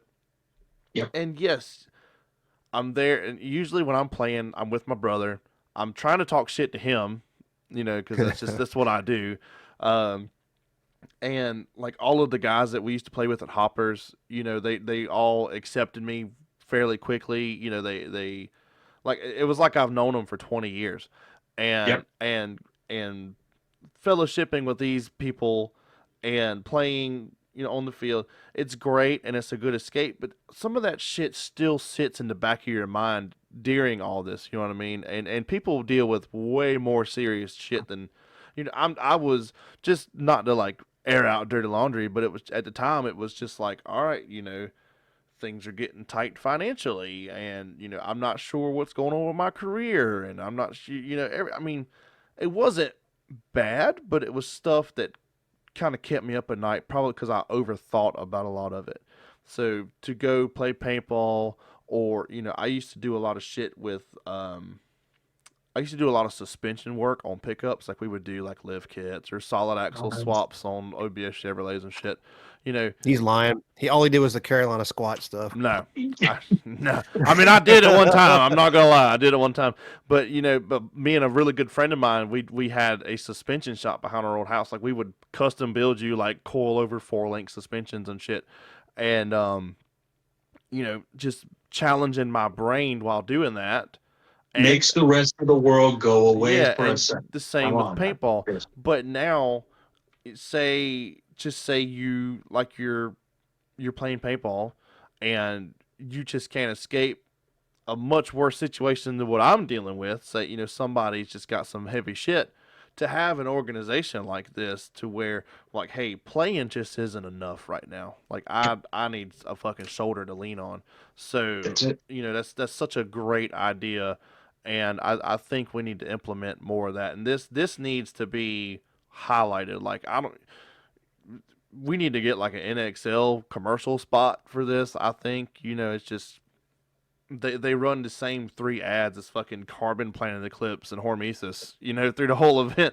So Hey, you know what? If they've paid, they got to get what they deserve. yeah. But the fact of the matter is, I agree. We've thought about paying, but it's high. It's well, everybody's. But again, what they remember we talked about what they do is hard. And it costs what it costs. But I Yeah. guess what I'm saying is, there's when I saw what Tammy was building, I was drawn to it for all the reasons that we've talked about, and there's a purity to it Yeah. that is pretty special, and there is a purity to what paintball is. That I think those two things, if it helps someone, in this world, man, that's what I'm about now. Yeah. If paintball is such that has been such a massive blessing to me my whole life, and has given me so much, man. If I can pay that back, if I can pay that forward, whichever way I'm paying it, if I can give back to this thing, and even more so, if I can help someone with that weight that they're carrying, man, what a beautiful thing, Yeah. and the world needs more of it. And so, you know what? It's easy to say. I've found an ability to do it, and it's been, even that's been good for me. So Yeah. anything that you guys are willing to do to help put the word out that it's a thing that exists, Yeah. that and that there, Absolutely, man. it's a beautiful thing, and I'm grateful, and I know the whole organization will be as well. Yeah. We will share it out for sure. Because I've seen you Thank you. posting about it, but I'm like I wasn't 100% sure exactly All right, what what's it this? was. Yeah. Yeah, so yeah, for sure, we will get it out there because I think that it's needed. We've had I know one person for sure that we've lost in the last, I think it's been at least 2 years, that used to play around the beach. Just maybe something like this could have prolonged that. You know what I mean? I just Yeah, not to get too dark. If it didn't, it didn't. But if it could, Yeah, isn't that what starts? Is if there's nothing, then nothing's going to happen. yeah, All it takes for what's the saying? It's something effective. All it takes for evil to win is for good to do nothing. yeah, yeah, And it's that's something that has begun from something so small through the effort of so few. That's where great things begin. If there's some purity, if yeah, there's some genuineness, if there's some rightness to it, if there's some respect about it, and all those things are there. right. And so I believe in it, and it's already been a benefit to me in my life. So it's just one more way that people can be good to one another. Yeah, Damn if there don't need to be just a little bit more of that, right? yeah. Amen. In or and you know what? Because we could probably use some of it in paintball too. Yeah. So Oh yeah. You reeled that shit in amazingly. I will. I Oh my god! You should have your own podcast, dude. I'll let y'all speak to the acumen of it, to but no, come on, you've been doing this crazy thing that we do for as long as I have. Ought to be half decent at something by now. Oh, you're the man. That's why people want us to have you back on. I mean, I'm just grateful for the opportunity, man. What you guys have built is yet another thing that should be respected, and yet another thing that people don't understand that it's not easy. No, it is not. So and here again, y'all both families, children, jobs, lives. Now I'm sure y'all are making pretty decent money off of this. yeah, to the point to where we pay in. Right? Yeah, exactly. Yeah. So guess what? It's not easy. Here's another example. It's not easy, and you've all got your own things going on. You've all got families. You've all got things that you could be doing that aren't this. Yeah. So maybe we should be grateful. Maybe people should be grateful. And you guys are contributing to something in paintball. You guys are because let's face it, I'm the one to tell you, media in paintball has changed. Oh yeah. Believe that or Big not. time. Big time. Yep. So there's so what? How do we help this thing that we love continue to exist and grow and be healthy and survive in this crazy world? How do we do that? Well, what you guys are doing is a prime example of that, because there used to be a time where you could just go to the newsstand and buy a paintball magazine. I miss that. I miss that era so much, man. Yeah. Anybody? Crickets, chirp, chirp, chirp, chirp. Yeah. Anybody? PB2X, I'm baby. to say it was a good living for a long time. PB2X, PGI, APG, Crossfire, Paintball Sports, Faceful, all the different places. But that's not a thing anymore. Yeah. No. The world's changed, the internet's changed, everything's changed. You do have Some of Great it's a little American better. Paintball. Shout out to them for doing that. And that's a perfect example of something that's not easy, that you don't have to be doing. Exactly. So all the love and respect in the world from someone who's found a niche to fill. John at paintball.media for there's no money in it. Sorry, there's not. There's nothing in it but love. Yeah. And I'd like to think that maybe that's why y'all do what y'all do. Because we literally we call it our it passion truck. Yeah. passion project. So there it is, and Lord knows I've had a few over the years, and I've been blessed to be around paintball for a lot of different eras that have come and gone, and some of the things that have come and gone in paintballs, we're probably better off that they're gone. Like the torque loader. I didn't say. See, again, I didn't name any names. I didn't say anything. Josh has so many NDAs, he doesn't know what you're active I'm and just what going you're to say not. my non-disclosures being what they are. I've had some pretty remarkable runs. I've had some other runs that have just been like, damn, I probably just should have gone and found a Jeep to work on, Oh my God. Back to the body shop for you. But that all happened because of paintball too. Yeah. Yeah. You know what I mean? So it's like so at the end of the day, what it all comes back to is me trying to be great. Yeah.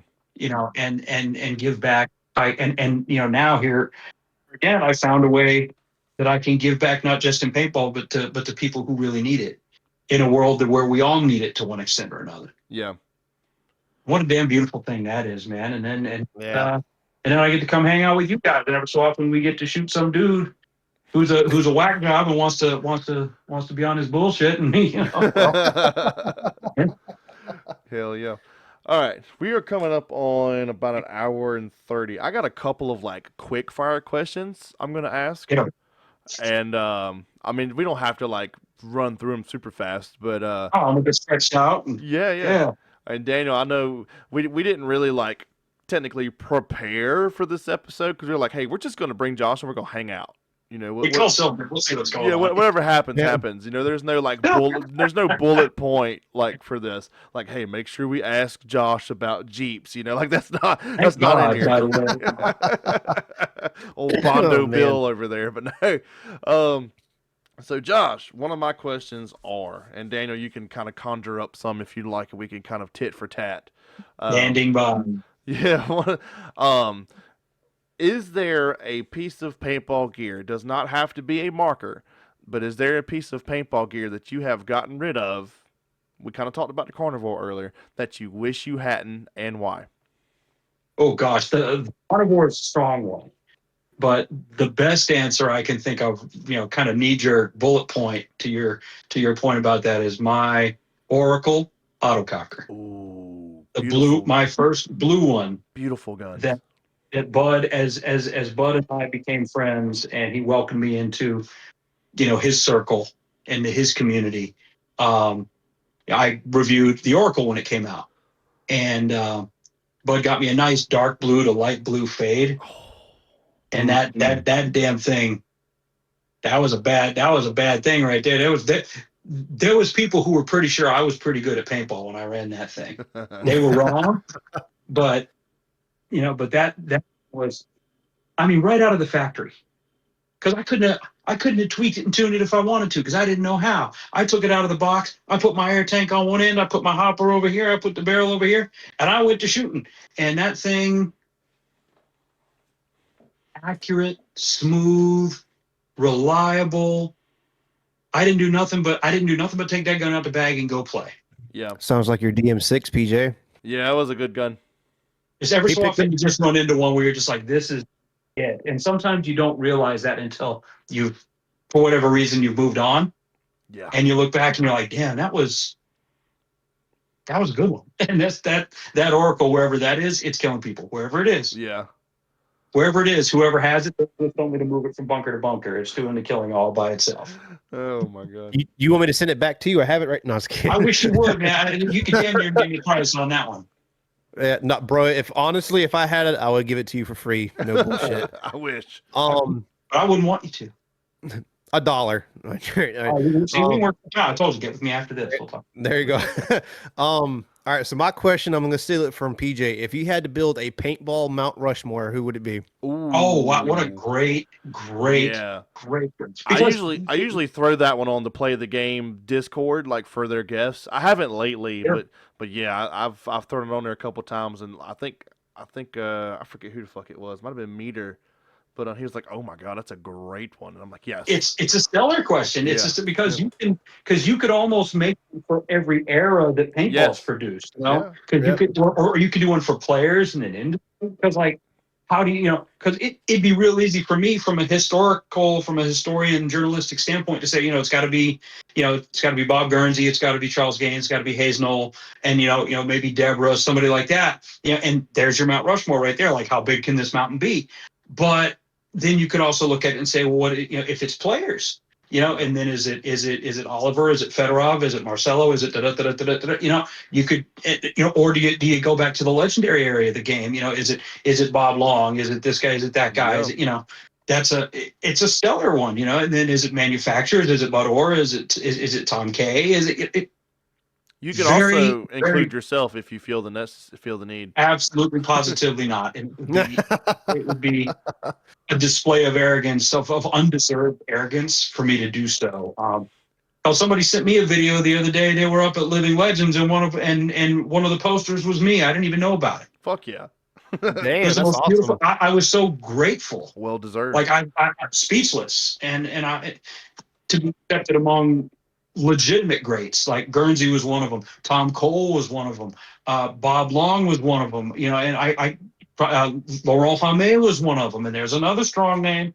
To be, and so and a lot of them people I work for at one point or another. So it's like it's a stellar question. But man, like I would put Bud Orr on it. Yeah. I would, like, I don't think Tom Cole gets nearly the respect and the gratitude from this game that I think he should for the part of this game that he decided to pick up and put on his shoulders. Yeah. Name somebody else who not only would want to take his job, but who you'd want to have it. Tom Cole does a great job. I can come right back at you with that. Yeah, not us in particular, but paintball players shit on Tom Cole a lot. Like the NXL does something bad, and they immediately go fuck Tom Cole, and I'm like, no, which is so ridiculous. Yeah, just anybody to willingly put himself in that position. Yeah, is just absolutely terrifying when you stop and realize what it is. So I would probably, Tommy might be on that one for me, and that's I'm a guy from this area who grew up playing in his sphere, so there might be a little selfishness in that for me. Bob Long might be one on there for me. Yeah. And then it gets weird. For someone like me, the different companies I've worked for, do you talk about Gino? A lot of people, oh my god, maybe. Oliver might be that guy. Yeah. You know what I mean? He might very well be that guy because there's. I talked about it. I think I touched on it a little bit, when I was interviewed for the Complete History of Paintball documentary that John did that was stellar. There was something I referred to at the time that was, that there's people and there's things that happen throughout history and throughout paintball and paintball's history that there's a very definable before and an after. And his arrival as such is one of those. And there's probably a dozen more. Like my Mount Rushmore would be a passion project because I'd be carving 70 different faces.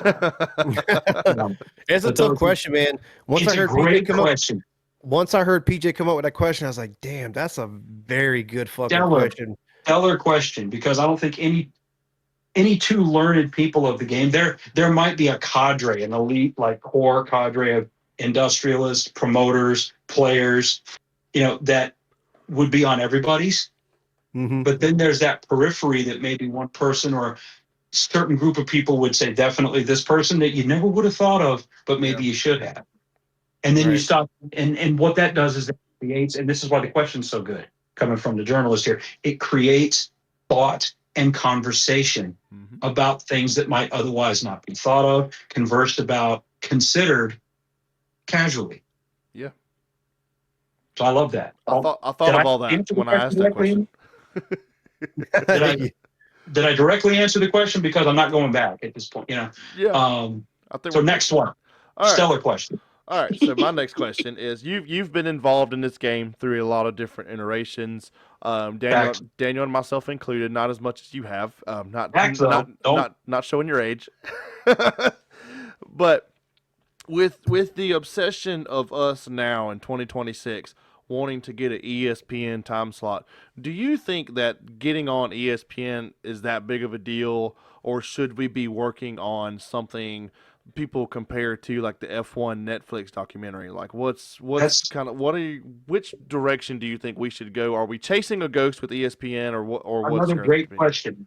A very, very good question, and the reason why I say it, I mean, I was the stills photographer for the NXL production with Dick Clark. I wasn't anybody important, but I was there. Yeah. I was there for the NXL. I mean, and emphasis on the NXL. I was there for what was before the NXL. I was there for what, the NPPL, the PSP. Look, direct answer to the question. We're chasing this holy grail of what we consider to be a next level door opening. The idea that we get on TV, or we get out there in front of a legitimate sports broadcast, and that might open doors to a greater portion of the world. That's important. Of course it is. But I would love to see a lot of that effort redoubled down into what exactly in the hell do we think we really are? And I think the NXL lately, go back to Tom Cole again, and some of the people with which he's surrounded himself, the owners, the support network that he has, have gone a long way towards answering. The problem I've always had is, you look at basketball, you look at baseball, you look at some of these other, shall we say, legitimate major sports. They can define what they are, confidently from continent to continent, from country to country. There's baseball players that can come from Japan and play here and be very successful. There's, I don't know, football, soccer, whatever it is, the field is this big by this big. A goal gives you this many points. This is a penalty, this is not. These are the definitive rules of what it is to play basketball. football, baseball, whatever the legitimate sports are. And by legitimate, I mean they've been around longer and they've had the time to develop into a cohesive thing Like that's been sanction, you know. that has a model, that has a sanctioning body, that has Yeah. on its own. Great.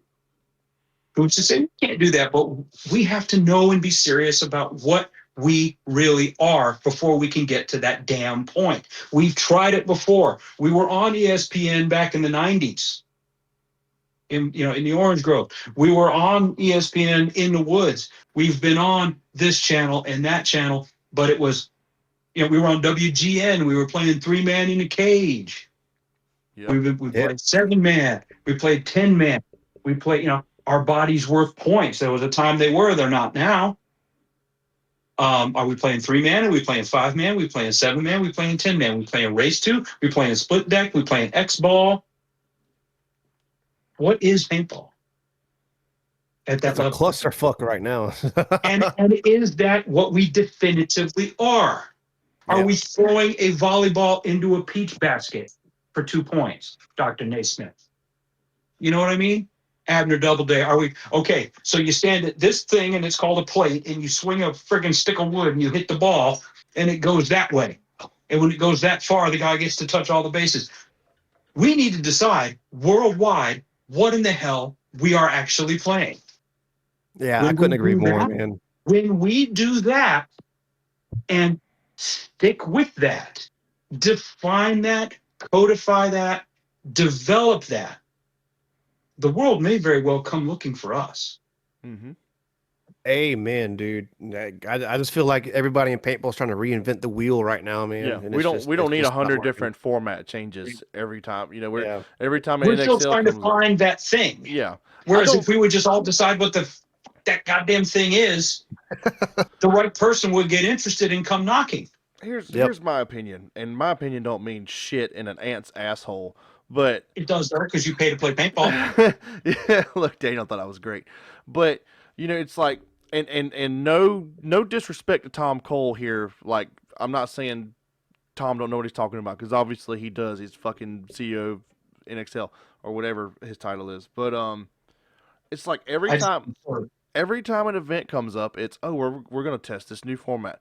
We're gonna test this new format. We're gonna add 72 buzzers. You have to fucking poke somebody's eye with your pinky finger to get 3 points. Yep. And in my opinion, our current 5v5 format is pretty simple at its core.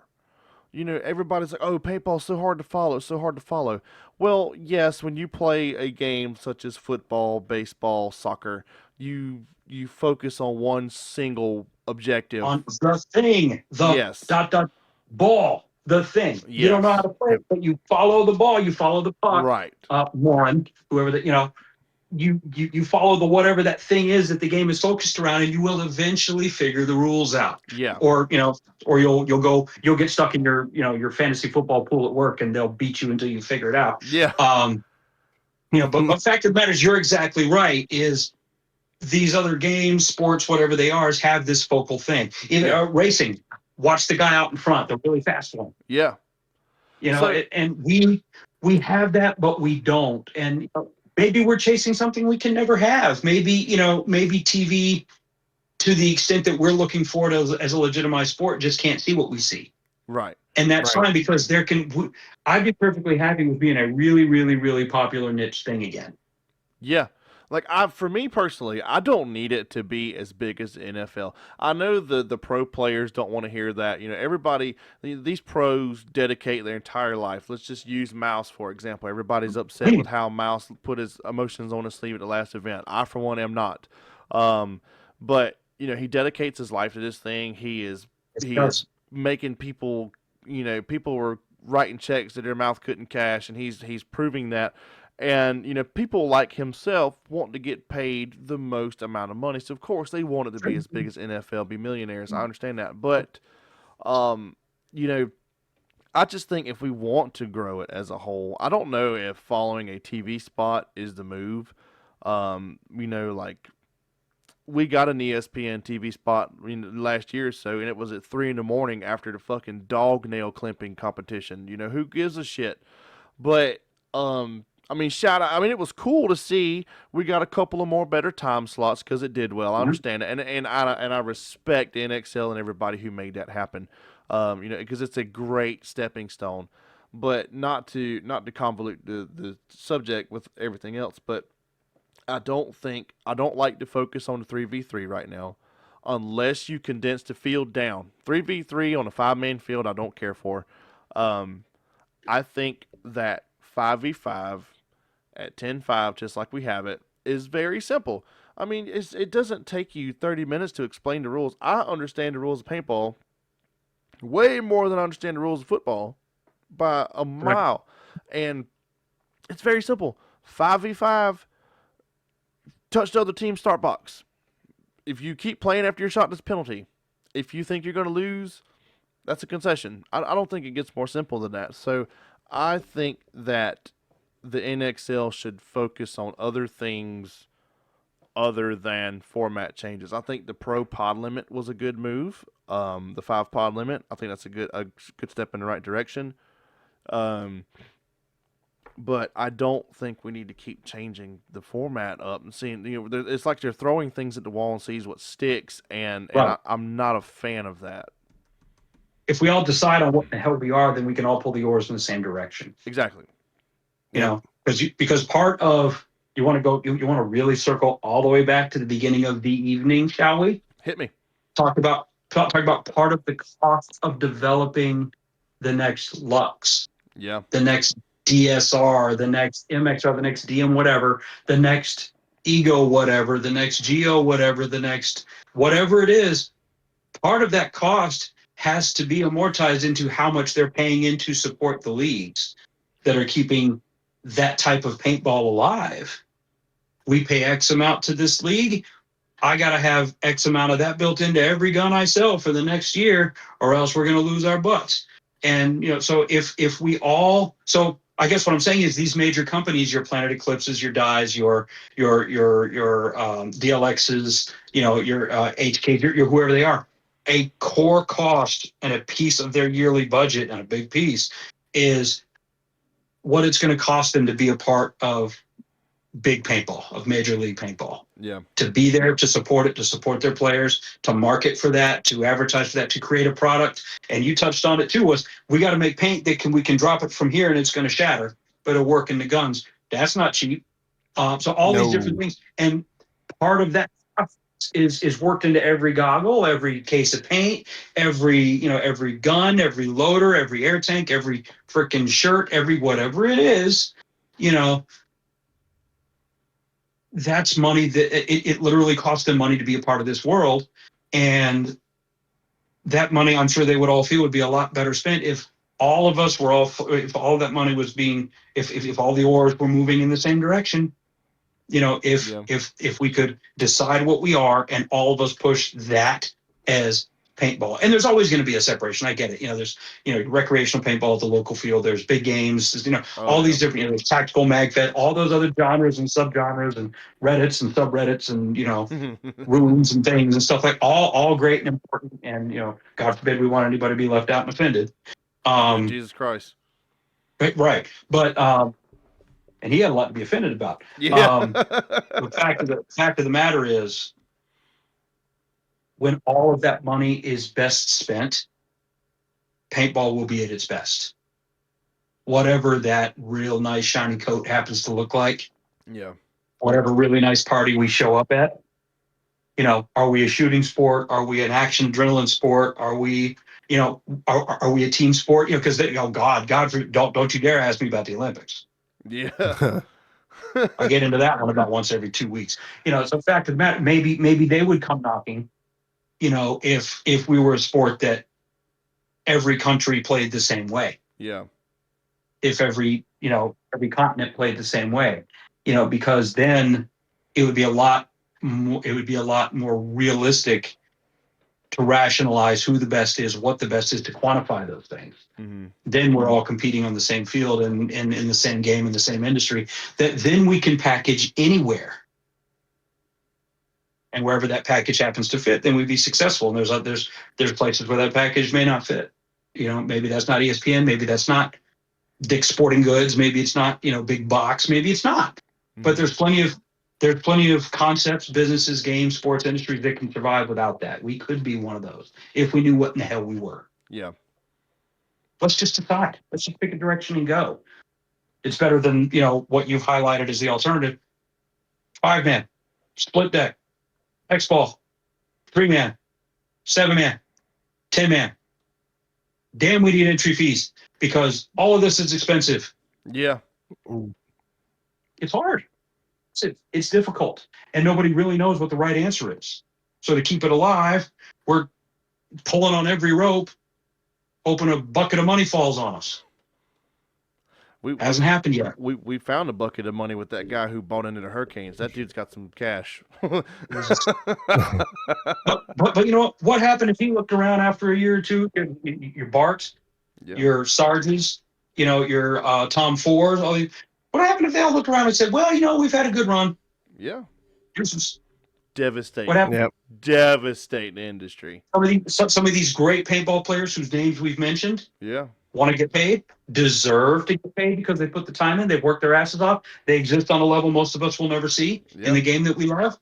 They've earned the right to get, a return on their investment of their bodies, their minds, their hearts, their souls, their everything. And with some of that gone, guess what? Where would it come from? Who's that next crop going to be? Yeah. So Yep. maybe the best way to hang on to some of those people and attract some of their friends is if they saw us as a good investment. Yeah.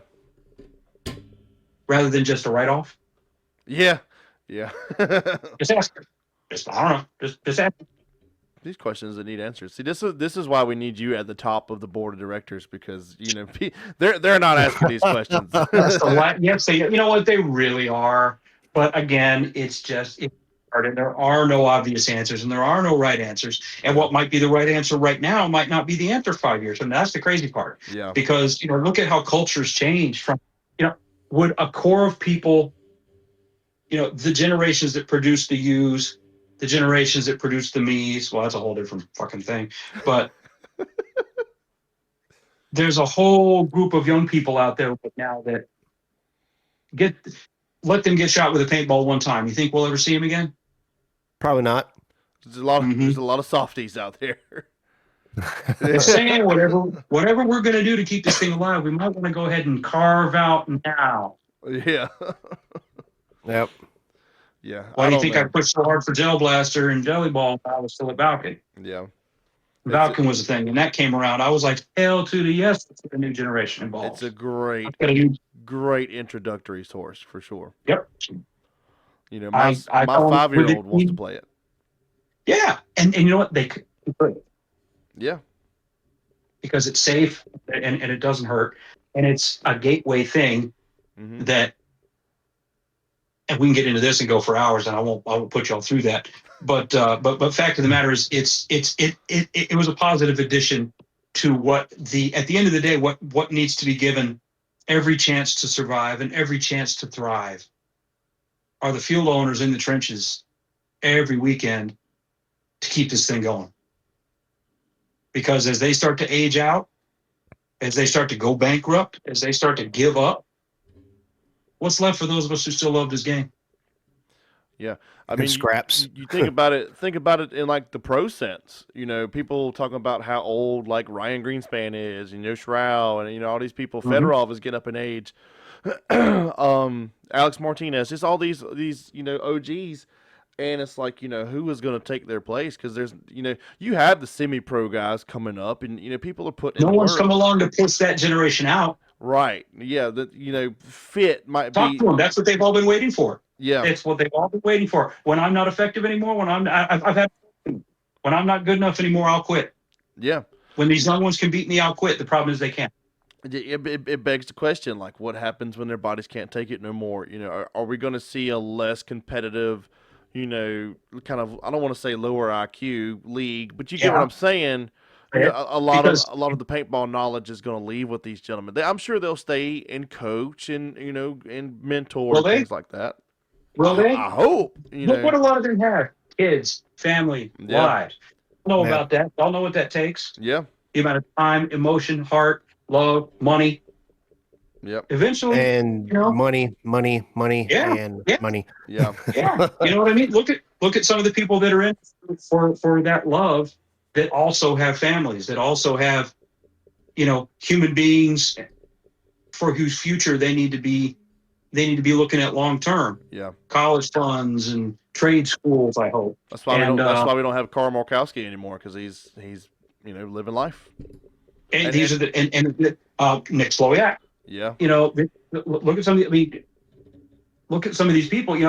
At some point, the rest of their lives is going to be what it's going to be, Yeah.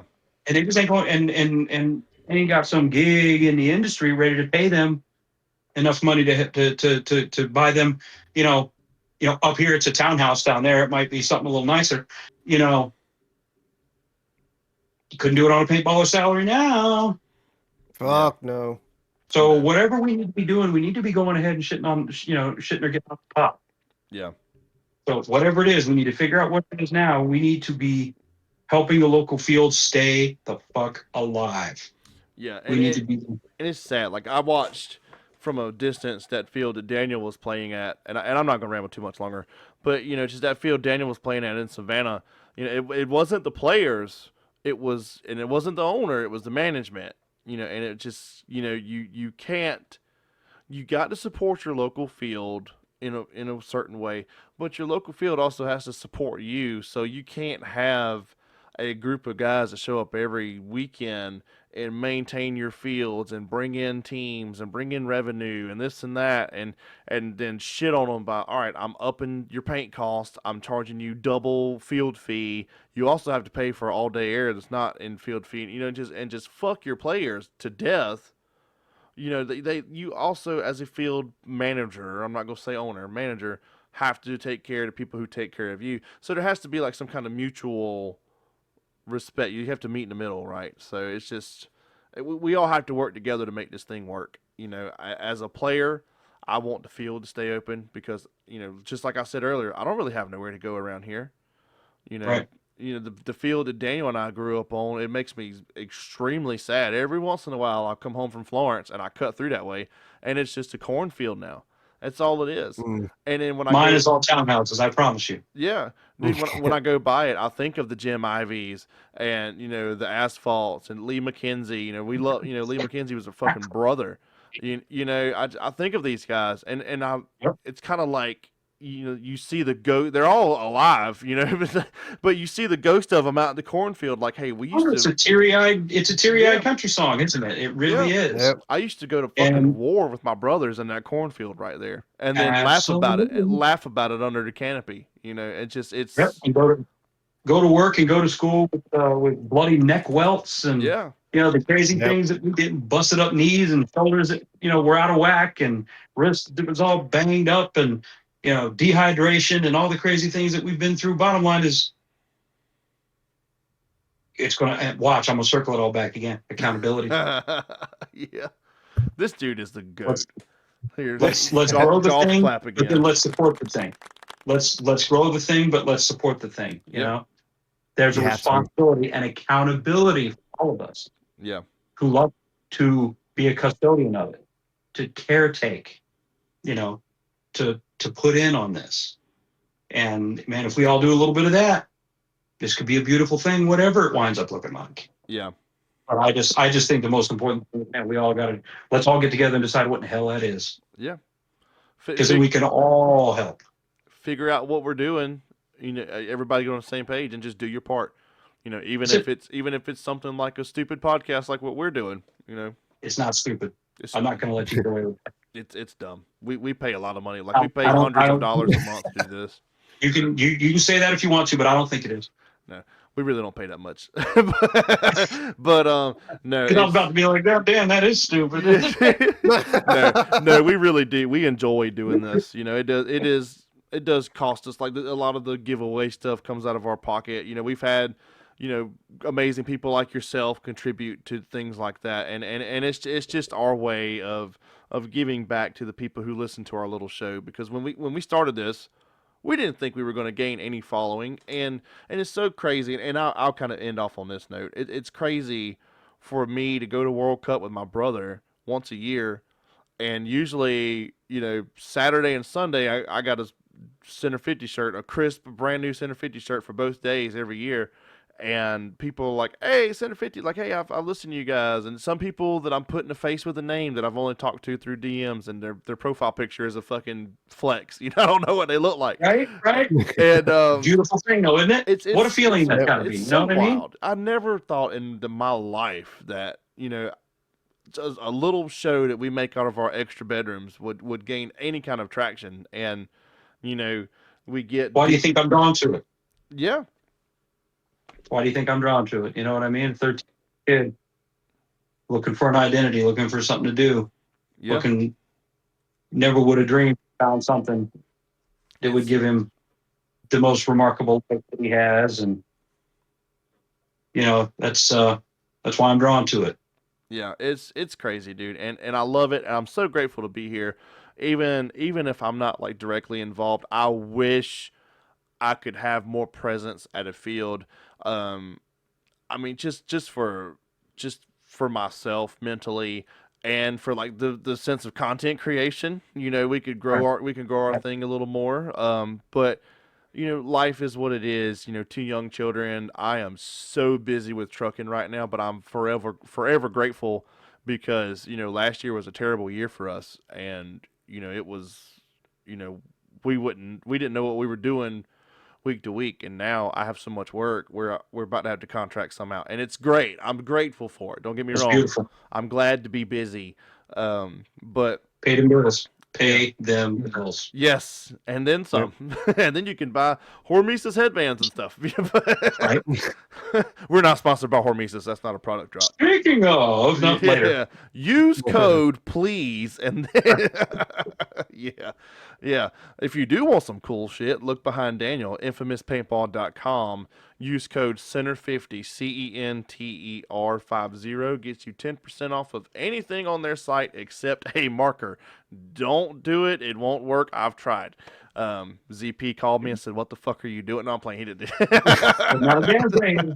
Get the cleats though. I recommend the cleats. Yes, I have run them back big here. time. I have them back I run here. them cleats, man. Them cleats are no joke.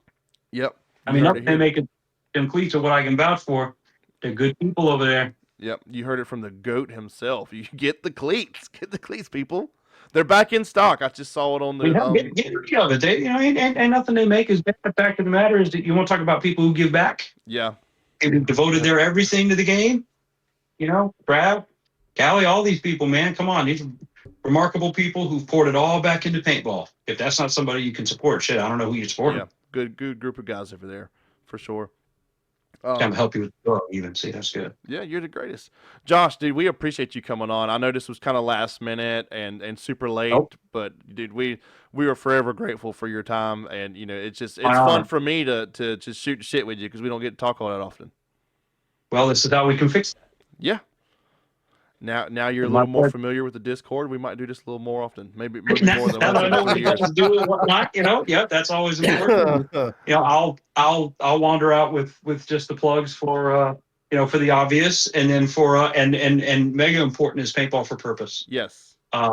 Take a look into it when you get some time, you guys and anybody listening, man. Just go take a look what it's about, and I think you'll like what you see. And you know what? Let's what's the theme of this show been about, man? Let's try to be good to each other, man. Let's try that. Be good people. Now you try to run me down, we're gonna get X and knuckles, not a big deal. But we'll leave that inside the net where it belongs. Let's say as long as you leave it in the net. Leave it in the net. That's right. I told you I'm too big for that kind of and definitely too old. So I appreciate you guys giving me the opportunity as always. It was my pleasure and it's a thrill. Yes, sir. Anytime, man. You are a Center 50 lifer. Anything you need from us, you can get it. I have it written down right here, Paintball for Purpose. So I'm going to plug it into the descriptions. I'm going to share it on our socials. And if y'all need anything out of us, I'm not sure what we can offer. You already did it. Okay. Well, whatever you need, you let us know, and we'll plug it out there. Whatever you need. Thank you. Both of you. Bless y'all and your families. Same to you. Same to you. Glad to see you. Maybe I'll make my way to Virginia. We can all go play together. That would be a beautiful thing. Look. Bullshit. You never know. Look at You never know. Bullshit. On that That note, whole positivity thing we Dude. just talked about. I'm gonna end this note with a Yeah, positive. but I know this motherfucker though. I'm gonna end this show Hey, with a positive. He hardly ever came to fucking Savannah. That was a 2-hour Drive drive that from where truck we and grew pay up. them bills and raise them babies. That's man. right. And on And you know what? Paintball will all still be here. Be all Yeah. right. You're right. Well, fellas, this has been 115. I'm going to end it on a super positive note. Daniel is a whole ass bitch. We will see y'all in 2 weeks. I love you so much. Josh, thank you again. Thank you, gentlemen, Later, both. man. God bless you all. Peace Bye-bye. out.